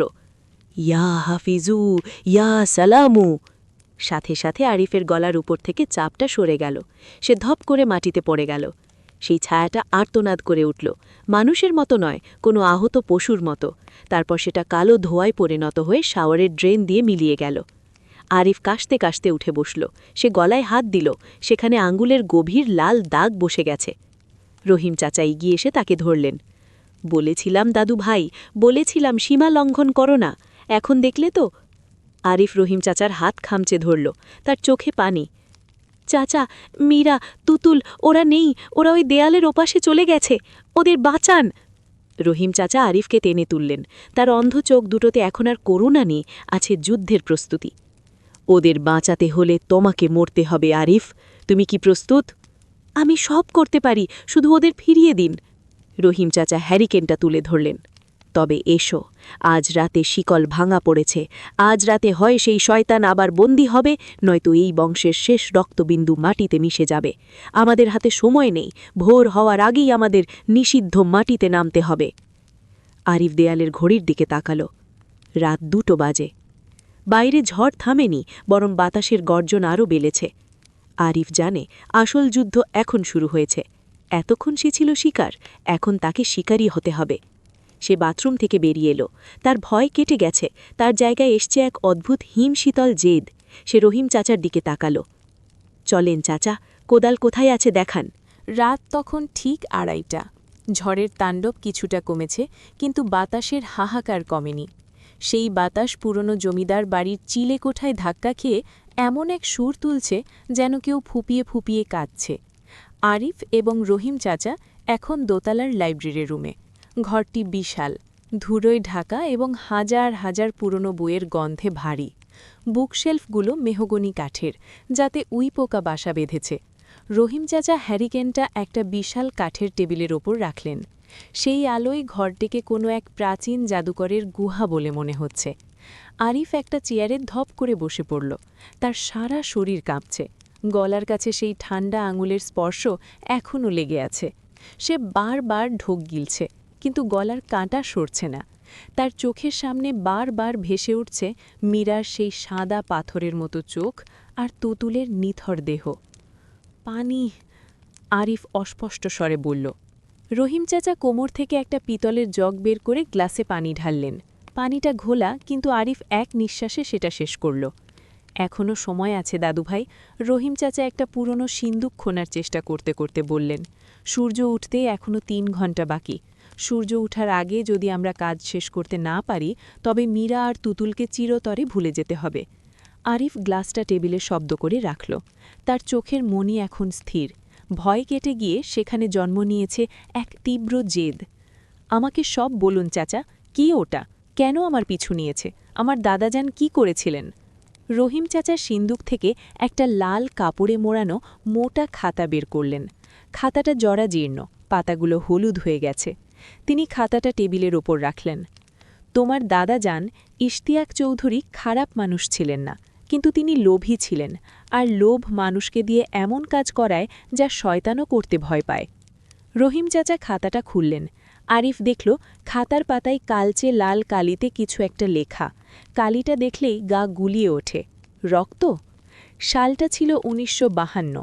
রহিম চাচা বলতে শুরু করলেন। তার গলা এখন গম্ভীর, যেন তিনি সেই অতীতে ফিরে গেছেন। এই গ্রামে এক তান্ত্রিক এসেছিল, নাম ছিল কালা পাহাড়ে। কেউ তার আসল নাম জানত না। সে কালো জাদু করত। গ্রামের মানুষ তাকে ভয় পেত, কিন্তু তোমার দাদাজান তার কাছে যেতেন, কারণ তোমার দাদাজান চেয়েছিলেন তার জমিদারি যেন কখনো ধ্বংস না হয়। আরিফ মন্ত্রমুগ্ধের মতো শুনছে। বাইরের বাজ পড়ার শব্দে লাইব্রেরিটা কেঁপে উঠছে মাঝে মধ্যে। ওই তান্ত্রিক তোমার দাদাকে বলেছিল মাটির নিচে একটা শক্তি আছে, সেটাকে জাগাতে পারলে চৌধুরী বংশের ধন সম্পদ কখনো ফুরোবে না, কিন্তু তার বিনিময়ে একটা শর্ত ছিল। রহিম চাচা থামলেন। তিনি আরিফের চোখের দিকে তাকালেন। শর্তটা হলো প্রতি অমাবস্যায় একজনকে বলি দিতে হবে। আরিফ শিউরে উঠল। বলি মানে মানুষ খুন? না, মানুষ না, নিজের শরীরের রক্ত। কিন্তু তোমার দাদা ভয় পেয়ে গেলেন। তিনি জানতেন শয়তানের সাথে চুক্তি করলে শেষমেশ আত্মাই দিতে হয়। তাই তিনি একটা ভয়ঙ্কর পরিকল্পনা করলেন। রহিম চাচা খাতার একটা পাতা উল্টালেন। সেখানে একটা হাতে আঁকা ম্যাপ, ঠিক বর্তমান কবরস্থানের ম্যাপ। ১৯৫২ সালের সেই ঝড়ের রাতে তোমার দাদা আর গ্রামের কিছু লোক মিলে ওই তান্ত্রিককে দাওয়াত দিয়েই বাড়িতে আনলেন। খাবারের সাথে মিশিয়ে দেওয়া হলো তীব্র ঘুমের ওষুধ। তান্ত্রিক যখন অচেতন হয়ে পড়ল, তখন তাকে ওই পশ্চিমের বাগানে নিয়ে যাওয়া হলো। একটা গর্ত খোঁড়া হলো, আর সেই গর্তে তান্ত্রিককে জ্যান্ত অবস্থায় নামানো হলো। আরিফ চিৎকার করে উঠতে চাইল, কিন্তু পারল না। জ্যান্ত কবর! সে কি মরে গিয়েছিল? আরিফ ফিসফিস করে জিজ্ঞেস করল। না, সে জ্যান্ত ছিল। মাটি চাপা দেওয়ার সময় সে জ্ঞান ফিরে পেয়েছিল। সে চিৎকার করেছিল, অভিশাপ দিয়েছিল। সে বলেছিল, আমি আবার আসব, মাটি আমাকে খাবে না, আমি মাটির নিচ থেকে উঠে আসব। তার সেই অভিশাপ যাতে সত্যি না হয়, তাই তোমার দাদা পীর সাহেবকে দিয়ে একটা মন্ত্র পড়া লোহার শিকল আনিয়েছিলেন। সেই শিকল দিয়ে তান্ত্রিকের পা বেঁধে দেওয়া হয়েছিল, যাতে সে কবর থেকে উঠে আসতে না পারে। আরিফ এবার বুঝতে পারল, সেই শিকল, যেটা সে দলিলের শর্তে দেখেছিল। আর আমি ওই দেওয়াল ভাঙতে গিয়ে? হ্যাঁ দাদু ভাই, রহিম চাচা দীর্ঘশ্বাস ফেললেন। তুমি যখন দেওয়াল ভাঙলে, তখন মাটির কম্পনে সেই পুরনো শিকলের বাঁধন আলগা হয়ে গেছে। আর আজ অমাবস্যা। ৭০ বছর ধরে যে ক্ষুধা নিয়ে সে মাটির নিচে অপেক্ষা করছিল, আজ সে মুক্তি পেয়েছে। সে এখন তার প্রাপ্য বুঝে নিতে চায়, আর তার প্রাপ্য হল ইশতিয়াক চৌধুরীর বংশধর। আরিফ টেবিলের ওপর রাখা খাতাটার দিকে তাকাল। ১৯৫২ সালের সেই রাতে লেখা ডায়েরির শেষ লাইনটা তার চোখে পড়ল। আমরা তাকে বাঁধলাম ঠিকই, কিন্তু ভয় হচ্ছে। বাতাস ভারী হয়ে গেছে, মাটি কাঁপছে। হে আল্লাহ, আমাদের নাতিপুতিদের রক্ষা করো। এখন উপায়? আরিফ উঠে দাঁড়াল। মীরা আর তুতুলকে ও কেন নিল? কারণ ও জানে তুমি আসবে। ও চায় তুমি নিজে গিয়ে ওর শিকল খুলে দাও, তাহলে ও পুরোপুরি মুক্তি পাবে এবং এই পৃথিবীর বুকে নরক নামিয়ে আনবে। আর যদি আমি শিকলটা আবার বেঁধে দিই? রহিম চাচা হাসলেন, করুণ হাসি। সেটাই একমাত্র পথ দাদু ভাই। কিন্তু কাজটা সহজ হবে না। কবরস্থান এখন আর কবরস্থান নেই, ওটা এখন ওদের রাজত্ব। শত শত অতৃপ্ত আত্মা এখন জেগে উঠেছে। তোমাকে ওই ভিড় ঠেলে একদম শেষ প্রান্তের সেই নিষিদ্ধ কবরে যেতে হবে, মাটি খুঁড়তে হবে, আর শিকলটা নতুন করে পরাতে হবে। রহিম চাচা সিন্দুক থেকে একটা ভারী লোহার শিকল বের করলেন। এটা নতুন, চকচকে, কিন্তু এর গায়ে আরবি হরফে কিছু লেখা খোদাই করা আছে। আর বের করলেন একটা পুরনো কোদাল। কোদালটার হাতল কালচে হয়ে আছে, পুরনো রক্তের দাগ। এই নাও, এই সেই কোদাল যা দিয়ে তোমার দাদা কবর খুঁড়েছিলেন। আর এই শিকলটা আমি গত ৪০ বছর ধরে তৈরি করেছি, এই রাতের জন্য। আরিফ কোদালটা হাতে নিল। বেশ ভারী, লোহার ঠান্ডা স্পর্শে তার শরীরে অদ্ভুত এক শক্তি সঞ্চার হল। সে আর আর্কিটেক্ট আরিফ নেই, সে এখন শিকারী। চলুন চাচা। তারা লাইব্রেরি থেকে বের হতে যাবে, এমন সময় লাইব্রেরির কোনায় রাখা একটা পুরনো গ্র্যান্ডফাদার ক্লক ঢং ঢং করে বেজে উঠল। রাত ৩টে। ঘড়ির শব্দ থামার আগেই আরিফ শুনল সেই শব্দটা। লাইব্রেরির ছাদের ওপর দিয়ে কেউ দৌড়াচ্ছে। ধুপ ধুপ ধুপ। শব্দটা মানুষের পায়ের নয়, মনে হচ্ছে চার পেয়ে কোনো জন্তু ছাদের ওপর দিয়ে দৌড়াচ্ছে। ওরা জেনে গেছে আমরা আসছি। রহিম চাচা হ্যারিকেনটা হাতে নিলেন। সাবধানে দাদুভাই, ছায়ার দিকে তাকাবে না, কোনো ডাক শুনলে সাড়া দেবে না, সোজা কবরের দিকে যাবে। তারা সিঁড়ি দিয়ে নিচে নামতে শুরু করল। নিচতলার হলঘরটা এখন পানিতে ভেসে গেছে। বাইরের বৃষ্টির পানি ভিতরে ঢুকেছে।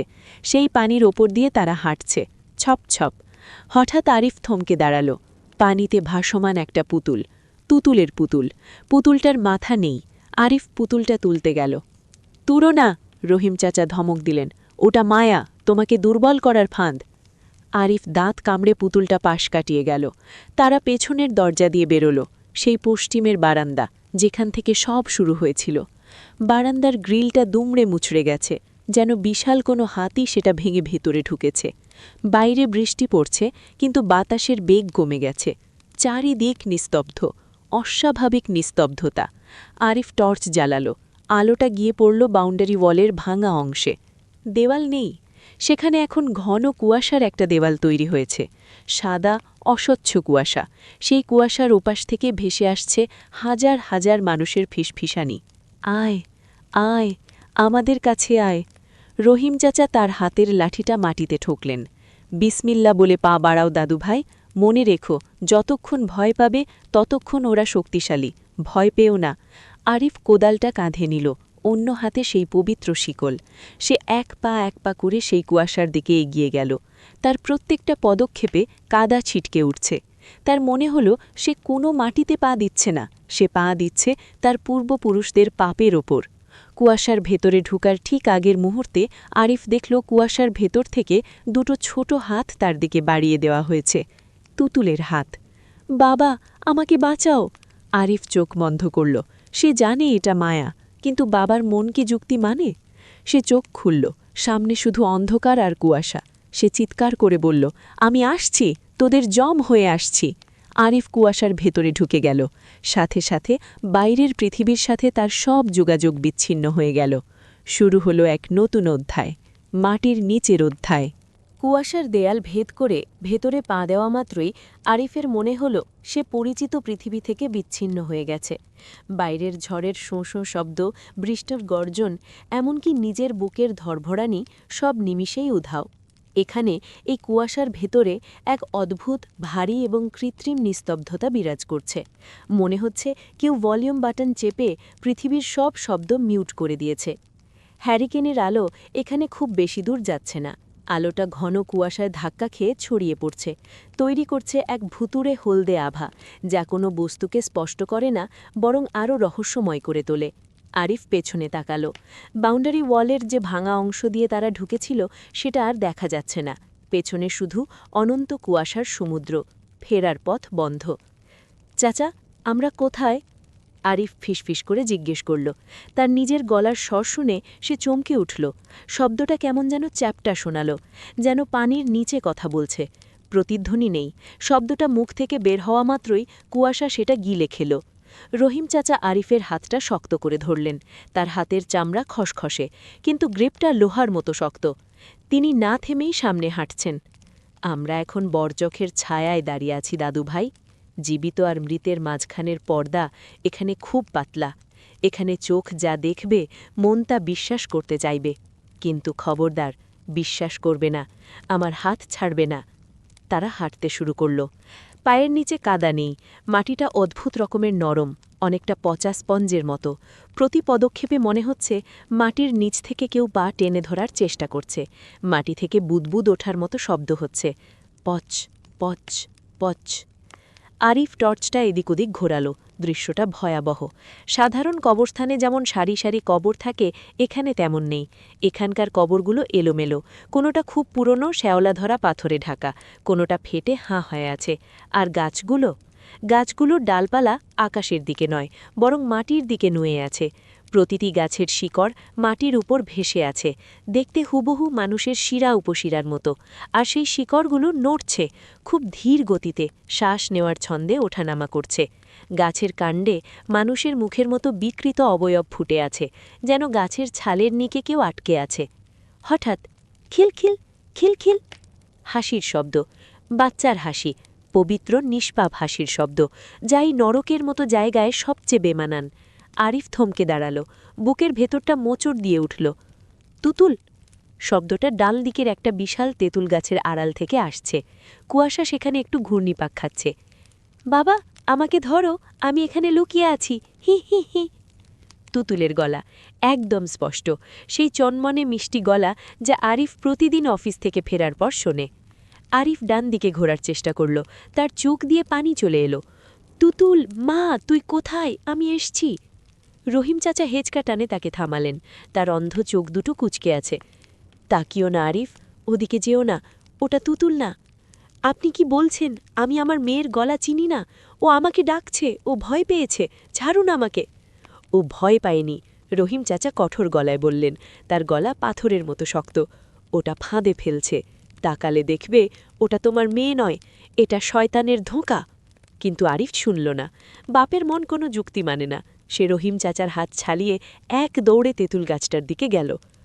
তুতুল, বাবা এসছে, ভয় নেই মা।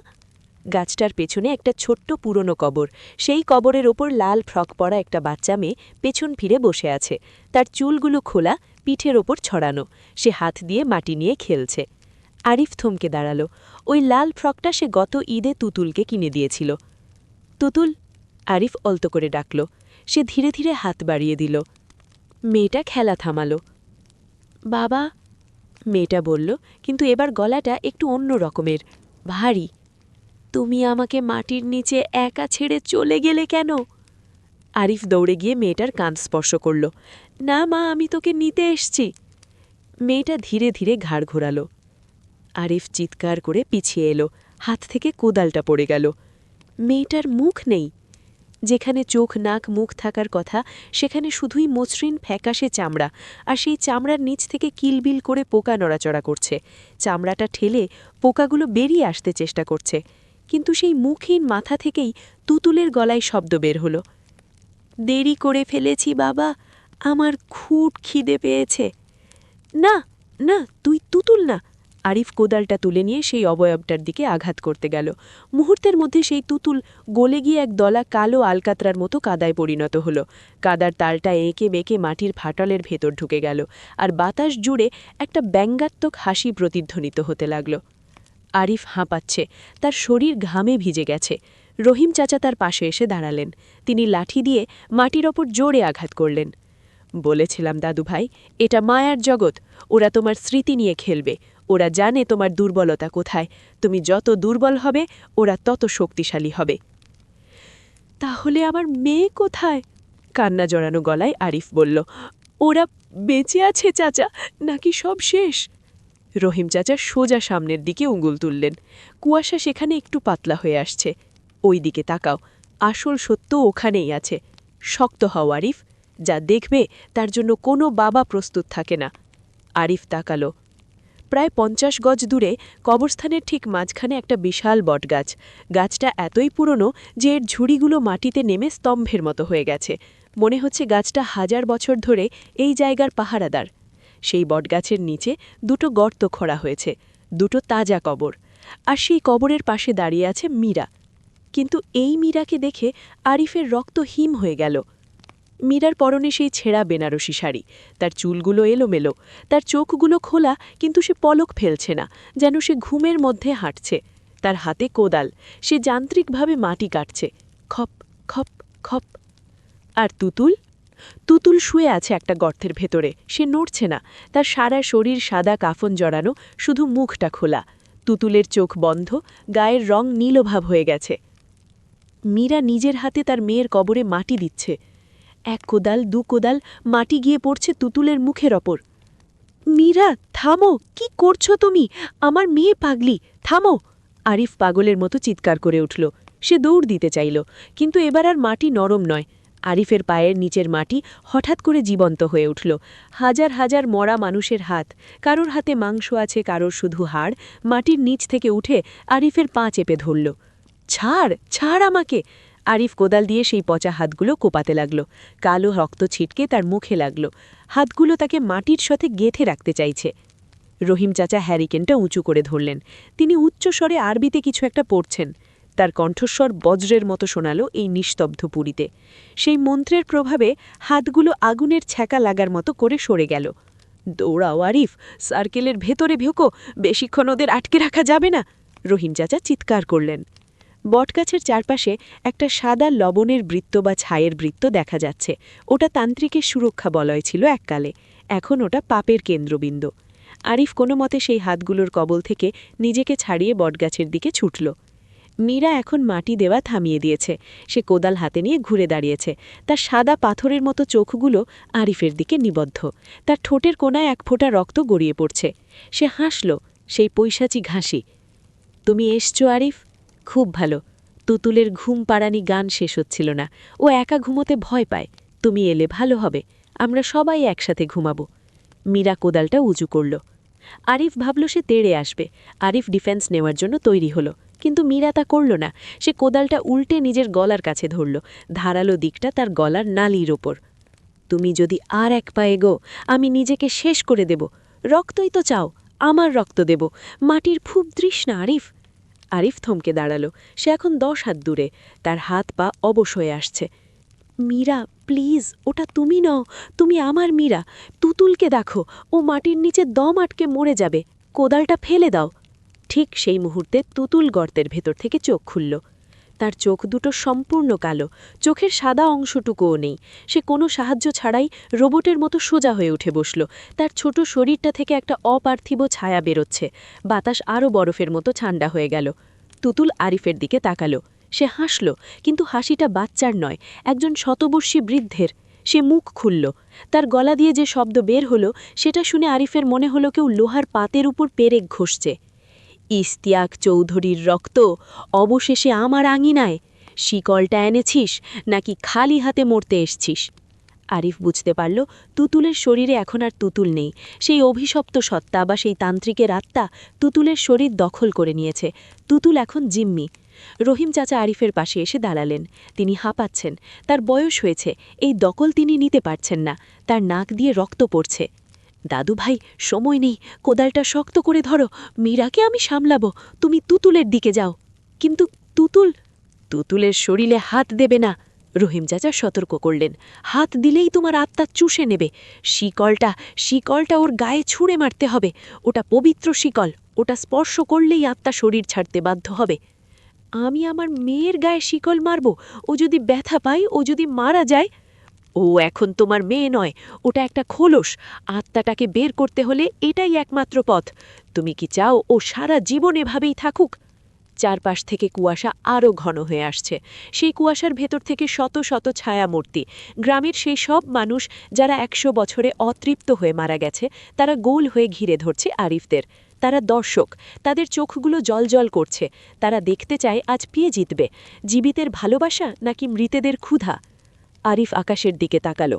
কোনো চাঁদ নেই, শুধু আদিম অন্ধকার। সে একটা দীর্ঘশ্বাস ফেলল। তার আরিফ হাতে শিকলটা মুষ্টিবদ্ধ করল। শিকলটা এখন আগুনের মতো গরম হয়ে উঠেছে। তার হাতে ফুসকা পড়ে যাচ্ছে, কিন্তু সে ছাড়ছে না। সামনে তার স্ত্রী আত্মহত্যার হুমকি দিচ্ছে, ডানে তার মেয়ে, যার শরীরে শয়তান বাসা বেঁধেছে, আর পেছনে হাজার হাজার মৃতদেহ। আরিফ আকাশের দিকে তাকালো। কোনো চাঁদ নেই, শুধু আদিম অন্ধকার। সে একটা দীর্ঘশ্বাস ফেলল। তার চোখ থেকে জল গড়িয়ে পড়ল, কিন্তু চোয়াল শক্ত হয়ে গেল। ঠিক আছে, সে বিড়বিড় করে বলল, খেলা শুরু হোক। সে দৌড় শুরু করল, মীরার দিকে নয়, তুতুলের দিকে। মীরা চিৎকার করে কোদাল চালালো নিজের গলায়। না! রহিম চাচা শেষ শক্তি দিয়ে ঝাঁপিয়ে পড়লেন মীরার ওপর। কোদালটা ছিটকে গেল। দুজনেই মাটিতে গড়াগড়ি খেতে লাগলেন। আর আরিফ লাফ দিল কবরের ভেতরে, সরাসরি সেই পিশাচের মুখোমুখি। তুতুল অর্থাৎ তান্ত্রিক হাত বাড়ালো আরিফের গড়া টিপে ধরার জন্য, কিন্তু আরিফ তার আগেই হাতের শিকলটা চাবুকের মতো ছুঁড়ে মারল মেয়ের ছোট্ট শরীরটার দিকে। শিকলটা যখন আরিফের হাত থেকে চাবুকের মতো ছুটে গিয়ে তুতুলের ছোট শরীরে আঘাত করল, তখন কোনো মাংসের উপর ধাতু পড়ার শব্দ হলো না। শব্দটা হলো গরম তেলের কড়াইতে পানি ফেলার মতো, ছ্যাত করে একটা শব্দ, আর সাথে সাথে নীল ধোঁয়ার কুণ্ডলী। তুতুল ছিটকে কবরের দেয়ালের গায়ে আছড়ে পড়ল, কিন্তু সে কাঁদল না। বাচ্চার কান্নার বদলে তার গলা চিরে বের হলো হাজার হাজার শেয়ালের সম্মিলিত আর্তনাদের মতো এক বিকট চিৎকার। সেই শব্দে কবরস্থানের কুয়াশাগুলো কেঁপে উঠল। বটগাছের পাতাগুলো ঝরঝর করে ঝরে পড়তে লাগল। আরিফ থমকে গেল। তার হাত কাঁপছে। নিজের মেয়েকে সে নিজের হাতে মেরেছে। তুতুল! আরিফ অবচেতন মনেই মেয়ের দিকে পা বাড়াল। তুতুল নাকি তার শরীরের ভেতরে থাকা সেই সত্তা কবরের দেয়াল বেয়ে মাকড়সার মতো ওপরে উঠে গেল। তার ঘাড়টা 180 ডিগ্রি ঘুরে গেল আরিফের দিকে। তার কালো চোখগুলো দিয়ে আগুনের মতো ঘৃণা ঠিকরে বেরোচ্ছে। সে ফিসফিস করে বলল, বাবা। তুমি আমাকে মারলে? তোমার এত সাহস? কিন্তু গলার সোয়ারটা তুতুলের নয়, এটা সেই তান্ত্রিকের, কর্কশ, ভারী এবং পচা। আরিফ দমে গেল না, সে বুঝতে পারছে মায়া আর বাস্তবের খেলা এখন শেষ পর্যায়ে। তুই আমার মেয়ে না, তুই একটা অভিশাপ, বেরিয়ে আয় ওর শরীর থেকে। আরিফ চিৎকার করে আবার শিকলটা ঘোরালো। তুতুল অদ্ভুত ভঙ্গিতে লাফ দিয়ে শিকলটা এড়িয়ে গেল। সে এবার বাতাসের উপর ভেসে রইল মাটি থেকে ৩ ফুট ওপরে। বেরোবো? সত্তাটি হাসল। আমি তো ঢুকিনি রে বোকা, আমি তো ওর রক্তেই ছিলাম, তোদের রক্তে। আমি ইশতিয়াক চৌধুরীর পাপ। পাপ কি কখনো রক্ত ছেড়ে যায়? অন্যদিকে বটগাছের নিচে চলছে আরেক অসম লড়াই। রহিম চাচা তার সমস্ত শক্তি দিয়ে মীরাকে মাটিতে চেপে ধরার চেষ্টা করছেন। মীরা অলৌকিক শক্তি পেয়েছে, সে গুঙানির মতো শব্দ করছে আর বৃদ্ধের গলা টিপে ধরার চেষ্টা করছে। মীরার নখগুলো রহিম চাচার চামড়া ছিঁড়ে ফেলছে, রক্ত পড়ছে, কিন্তু রহিম চাচা তার জব বা দোয়া থামাননি। ইয়া মুকাল্লিবাল কুলুব, রহিম চাচা বিড়বিড় করছেন। মীরা হিসিস করে বলল, বুড়ো, তোর হাড়গোড় আমি চিবিয়ে খাবো, তুই আমাকে আটকাতে পারবি না, আজ অমাবস্যা। মীরা এক ঝটকায় রহিম চাচাকে ধাক্কা দিল। বৃদ্ধ মানুষটা ছিটকে গিয়ে বটগাছের শেকড়ের ওপর পড়লেন। তার মাথা ফেটে রক্ত বের হল। মীরা উঠে দাঁড়ালো, তার হাতে সেই কোদাল। সে এবার আরিফের দিকে ঘুরল। আরিফ তখন কবরের ভেতরে তুতুলের সাথে লড়ছে। মীরা কোদালটা উঁচিয়ে আরিফের দিকে দৌড় দিল। আরিফ, পেছনে তাকাও, রহিম চাচা দুর্বল গলায় চিৎকার করলেন। আরিফ ঘাড় ফেরালো। মীরা কোদাল নামিয়ে আনছে সরাসরি আরিফের মাথায়। আরিফ শিকলটা দিয়ে ডিফেন্স নেওয়ার চেষ্টা করল, কিন্তু সে জানে দেরি হয়ে গেছে। ঠিক সেই মুহূর্তে মাটির নিচ থেকে একটা গাছের শেকড় উঠেছে, মীরার পা জড়িয়ে ধরল। মীরা হুমড়ি খেয়ে পড়ল কবরের ঠিক কিনারে। কোদালটা আরিফের কান ঘেঁষে মাটিতে গাঁথল। আরিফ দেখল শেকড়টা সাধারণ শেকড় নয়, ওটা রহিম চাচার লাঠি, যেটা তিনি ছুঁড়ে মেরেছিলেন। লাঠিটাই যেন সাপের মতো মীরার পা পেঁচিয়ে ধরেছে। আমি বেশিক্ষণ পারব না দাদু ভাই, তুতুলকে ধরো এক্ষুনি। আরিফ আবার তুতুলের দিকে ফিরল। ভাসমান তুতুল এবার আরিফের দিকে হাত বাড়ালো, তার হাত থেকে কালো ধোঁয়া বের হয়ে আরিফের গলার দিকে এলো। আরিফ অনুভব করল তার নিঃশ্বাস বন্ধ হয়ে আসছে, অদৃশ্য ফাঁদ। কিন্তু এবার আরিফ ভয় পেল না, সে তার দাদাজানের পাপের প্রায়শ্চিত্ত করতে এসেছে। সে শিকলটা 2 হাতে ধরল। শিকলের আরবি হরফগুলো এখন লাল হয়ে জ্বলছে। আরিফের হাতে ফোসকা পড়ে যাচ্ছে, পোড়া মাংসের গন্ধ বেরোচ্ছে, কিন্তু সে ছাড়ল না। আল্লাহু আকবার! আরিফ এক মরণ ঝাঁপ দিল। সে ভাসমান তুতুলকে জাপটে ধরল এবং দুজনে মিলে ধপাস করে আছড়ে পড়ল কবরের কাদার ভেতরে। তুতুল ছটপট করতে লাগল, তার শক্তি এক পূর্ণবয়স্ক মানুষের চেয়েও বেশি। সে আরিফকে কামড়ে দিল, খামচে দিল, কিন্তু আরিফ শিকলটা দিয়ে তুতুলের হাত পা বাঁধার চেষ্টা করতে লাগল। যেমন মীরা মাটির নিচে যেতে গিয়েছিল, আজ তুই যাবি, কিন্তু আমার মেয়ে না, তুই যাবি। আরিফ শিকলটা তুতুলের শরীরের সাথে পেঁচিয়ে দিল। শিকলের স্পর্শ লাগতেই তুতুলের শরীর থেকে কালো ধোঁয়া গল গল করে বের হতে শুরু করল। সত্তাটি যন্ত্রণায় চিৎকার করতে লাগল, জ্বলে গেল, জ্বলে গেল, ছাড় আমাকে, আমি চলে যাব, আমি কথা দিচ্ছি চলে যাব। না, তোর কথায় বিশ্বাস নেই। আরিফ শিকলের শেষ গিঁটটা দিল। তারপর সে পকেট থেকে বের করল সেই হাড়ের তৈরি চাবিটা, যেটা জামশেদ সাহেব দিয়েছিলেন। রহিম চাচা বলেছিলেন এই চাবি হলো সিল বা মোহর। আরিফ শিকলের 2 মাথার সংযোগস্থলে চেপে ধরল। মুহূর্তের মধ্যে সময় থমকে গেল। বাতাসের শোঁ শোঁ শব্দ বন্ধ হয়ে গেল, মীরার গোঙানি বন্ধ হয়ে গেল, এমনকি রহিম চাচার নিঃশ্বাসের শব্দও পাওয়া যাচ্ছে না। শুধু তুতুলের শরীরটা ধনুকের মতো বেঁকে আছে।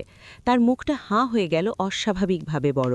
সেই হাঁ করা মুখ দিয়ে একদলা কালো ধোঁয়া বা ছায়া বেরিয়ে এলো। ছায়াটা মানুষের আকৃতির, কিন্তু তার চোখগুলো আগুনের মতো লাল। ছায়াটা তুতুলের শরীর ছেড়ে বেরিয়ে এসে আরিফের মুখের সামনে ভাসতে লাগল। ছায়াটা বলল, গলাটা এখন খুব শান্ত, প্রলোভূতিকর। আরিফ, আমাকে যেতে দিস না, আমি তোকে অনেক কিছু দেব, তোর দাদাকে যা দিয়েছিলাম তার চেয়েও বেশি। অফুরন্ত সম্পদ, ক্ষমতা, সব পাবি, শুধু শিকলটা খুলে দে। এটিই হলো সেই মুহূর্ত, বিশ্বাস আর অবিশ্বাসের মুহূর্ত। আরিফের যুক্তিবাদী মন বলছে, এত ক্ষমতা পেলে ক্ষতি কি? কিন্তু আরিফের বাবা সত্তা বলছে, এই ক্ষমতার দাম তোর মেয়ের জীবন। আরিফ ছায়াটার চোখের দিকে তাকালো। আমার মেয়ের হাসির দাম তোর ওই সম্পদের চেয়ে অনেক বেশি। আরিফ চাবিটা দিয়ে শিকলে একটা বাড়ি মারল। একটা বিকট বিস্ফোরণ হলো। কোনো বারুদের বিস্ফোরণ নয়, আলোর বিস্ফোরণ। সেই কালো ছায়াটা আর্তনাদ করে উঠল। মনে হলো কোনো অদৃশ্য ভ্যাকিউম ক্লিনার তাকে চুষে নিচ্ছে। ছায়াটা মাটির ফাটল দিয়ে যেখান থেকে এসেছিল সেখানেই ঢুকে গেল। মাটি কাঁপতে শুরু করল। কবরস্থানের সব কবর থরথর করে কাঁপছে। সেই হাজার হাজার মৃত মানুষের ছায়া, যারা এতক্ষণ দর্শক হয়ে দাঁড়িয়েছিল, তারা হঠাৎ কুয়াশায় মিলিয়ে যেতে লাগল। সব শান্ত হতে সময় লাগল কয়েক মিনিট। আরিফ কবরের কাদার মধ্যে শুয়ে আছে। তার বুকে তুতুল। তুতুল জ্ঞান হারিয়েছে, কিন্তু তার শ্বাস পড়ছে। আরিফ তার বুকে কান পাতল। ঢিপ ঢিপ ঢিপ। স্বাভাবিক হৃৎস্পন্দন। তুতুলের গায়ের রং আবার গোলাপি হয়ে আসছে। চোখের কালো ভাবটা কেটে গেছে। আরিফ মেয়েকে কোলে নিয়ে কবর থেকে উঠে এলো। তার শরীরে আর এক ফোঁটাও শক্তি অবশিষ্ট নেই। বটগাছের নিচে মীরা পড়ে আছে। সেও অজ্ঞান, তবে তার শ্বাস প্রশ্বাস স্বাভাবিক। সেই শয়তানি শক্তি তাকে ছেড়ে চলে গেছে। রহিম চাচা গাছের শেকড়ে হেলান দিয়ে বসে আছেন। তার মাথা দিয়ে রক্ত পড়ছে, কিন্তু তার মুখে একচিলতে হাসি। আরিফ টলটলতে তার কাছে গেল। চাচা, আমরা কি পেরেছি? রহিম চাচা অন্ধ চোখ দুটো মেললেন। তুমি পেরেছ দাদু ভাই। তোমার রক্তই এই পাপ শুরু করেছিল। তোমার রক্তই তা শেষ করল। শিকলটা আবার লেগে গেছে। আরিফ আকাশের দিকে তাকালো। পূব আকাশে হালকা লাল আভা দেখা যাচ্ছে। ভোর হচ্ছে। সন্ধ্যাপুরের দীর্ঘতম রাত শেষ হল। কবরস্থানের কুয়াশা সরে যাচ্ছে। এখন এটাকে আর কোনো ভুতুরে জগৎ মনে হচ্ছে না। মনে হচ্ছে সাধারণ একটা পুরনো অবহেলিত কবরস্থান। এখনও একটা কাজ বাকি আরিফ, রহিম চাচা বললেন। কি কাজ? ওই গর্তটা ভরাট করতে হবে, আর চাবিটা ওই কবরেই পুঁতে দিতে হবে, যাতে ভবিষ্যতে আর কোনো লোভী মানুষ ওটা খুঁজে না পায়। আরিফ মাথা নাড়ল। সে তুতুলকে ঘাসের উপর শুইয়ে দিল, তারপর মীরার পাশে গিয়ে তার কপালে হাত রাখল। জ্বর নেই, শরীর ঠান্ডা। আরিফ আবার কোদালটা হাতে নিল। এবার সে মাটি কাটছে না, মাটি ভরাট করছে।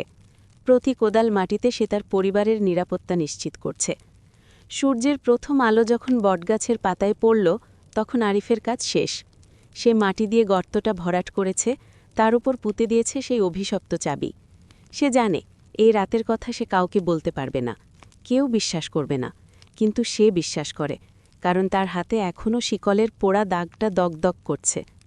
আরিফ মীরা আর তুতুলকে কোলে তুলে গাড়ির দিকে, যেটা ক্র্যাশ করেছিল, হাঁটা শুরু করল না। সে জানে গাড়ি অচল। সে মেন রোডের দিকে হাঁটতে শুরু করল। পেছনে পড়ে রইল সন্ধ্যাপুরের চৌধুরী বিলা আর তার পাহারাদার রহিম চাচা, যিনি এখনও সেই কবরের পাশে বসে তসবি গুনছেন। তিনি হয়তো আর এই মাটির মায়া ত্যাগ করতে পারবেন না। আরিফ গেট দিয়ে বের হওয়ার সময় একবার পেছনে তাকাল। তার মনে হল দোতলার বারান্দায় কেউ একজন দাঁড়িয়ে হাত নাড়ছে। সাদা পাঞ্জাবি পরা, চোখে মোটা ফ্রেমের চশমা। ইশতিয়াক চৌধুরী। তিনি হাসছেন। হয়তো শান্তি পেয়েছেন, অথবা কে জানে। ঢাকার গুলশান এভিনিউয়ের আকাশচুম্বী অ্যাপার্টমেন্টের ব্যালকনিতে দাঁড়িয়ে আরিফ বৃষ্টির দিকে তাকিয়ে আছে। আজ সকাল থেকে আকাশ কালো করে বৃষ্টি হচ্ছে, ঠিক যেমনটা হয়েছিল সেই রাতে সন্ধ্যাপুরে। গত 6 মাসে আরিফের জীবন অনেকটা স্বাভাবিক হয়ে এসেছে, অন্তত বাইরের মানুষের চোখে। সে আবার অফিসে যাচ্ছে, নতুন প্রজেক্ট ডিজাইন করছে। মীরা আর তুতুল এখন সম্পূর্ণ সুস্থ। ডাক্তাররা বলেছিলেন ওটা ছিল মাস হিস্টেরিয়া, অথবা গাড়ির ধোঁয়ায় কার্বন মনোক্সাইড পয়জনিংয়ের ফল। মীরা সেই রাতের বিস্তারিত ঘটনা মনে করতে পারে না। তার স্মৃতিতেই ওটা একটা ভয়াবহ দুঃস্বপ্ন বা হ্যালুসিনেশন হিসেবে রয়ে গেছে। সে শুধু মনে রেখেছে তাদের গাড়ি ক্র্যাশ করেছিল এবং তারা কোনো মতে প্রাণে বেঁচে ফিরেছে। তুতুলও ভুলে গেছে। সে এখন স্কুলে যায়, কার্টুন দেখে, পুতুল খেলে। কিন্তু আরিফ ভোলেনি। আরিফ ভুলতে পারে না। সে নিজের ডান হাতের তালুর দিকে তাকাল। সেখানে একটা পোড়া দাগ এখনও দগদগ করছে। ডাক্তাররা বলেছেন এটা গাড়ির ইঞ্জিন বা গরম কোনো ধাতুর ছোঁয়ায় হয়েছে, কিন্তু আরিফ জানে এটা সেই পবিত্র শিকলের দাগ। এই দাগ তাকে প্রতিনিয়ত মনে করিয়ে দেয় পৃথিবীতে এমন কিছু অন্ধকার আছে যা বিজ্ঞানের আলো দিয়ে ব্যাখ্যা করা যায় না। চৌধুরী ভিলা এখন আর নেই, মানে আরিফ ওটা বিক্রি করেনি, সে ওটা সিলগালা করে দিয়েছে। গ্রামের মসজিদ কমিটিকে সে মোটা অঙ্কের টাকা ডোনেট করেছে, যাতে ওই বাড়ির সীমানার ভেতরে কেউ প্রবেশ না করে। বাউন্ডারি ওয়ালটা আবার মেরামত করা হয়েছে, এবার আরও উঁচু করে, আরও মজবুত করে। রহিম চাচার কোনো খোঁজ পাওয়া যায়নি।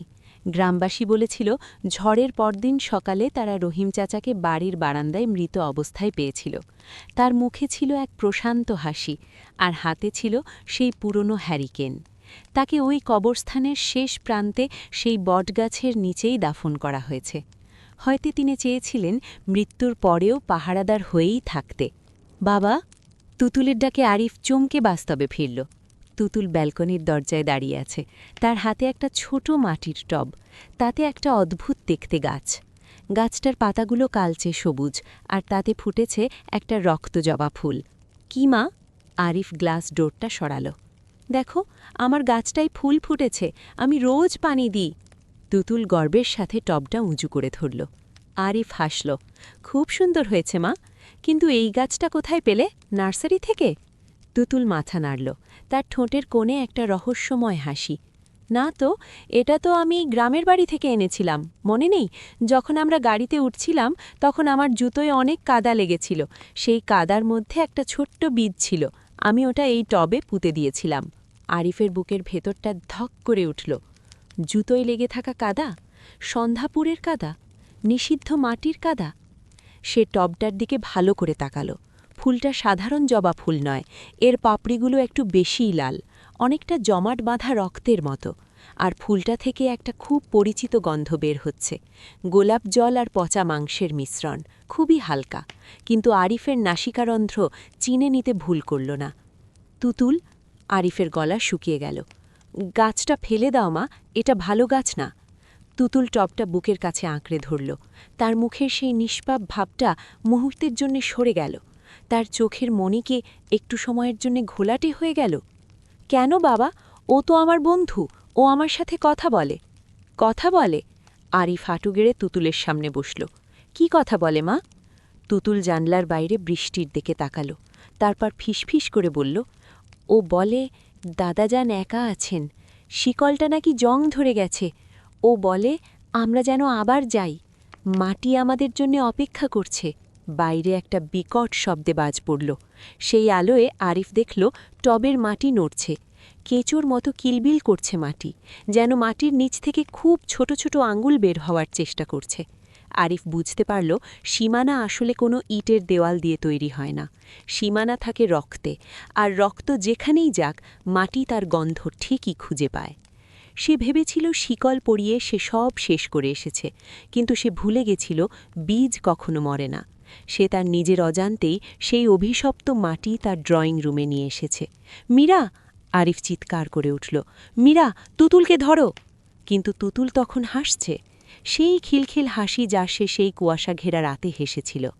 সে টবটা হাত থেকে ফেলে দিল না, বরং সে টবটা নিয়ে ধীরে ধীরে তার নিজের ঘরের দিকে হেঁটে গেল। যেতে যেতে সে একটা ছড়া কাটছে, মাটি আমার, মাটি তোর, শিকল ভাঙবে রাতের ঘোর। আরিফ ব্যালকনিতে দাঁড়িয়ে রইল, তার শরীর অবশ হয়ে আসছে। বৃষ্টির ঝাপটা তার মুখে লাগছে, কিন্তু সেই পানি আজ আর সাধারণ বৃষ্টির পানি মনে হচ্ছে না, মনে হচ্ছে আকাশ থেকে রক্ত ঝরছে। সে বুঝতে পারল গল্প শেষ হয়নি, সন্ধ্যাপুরের মাটির ঋণ কখনো শোধ হয় না।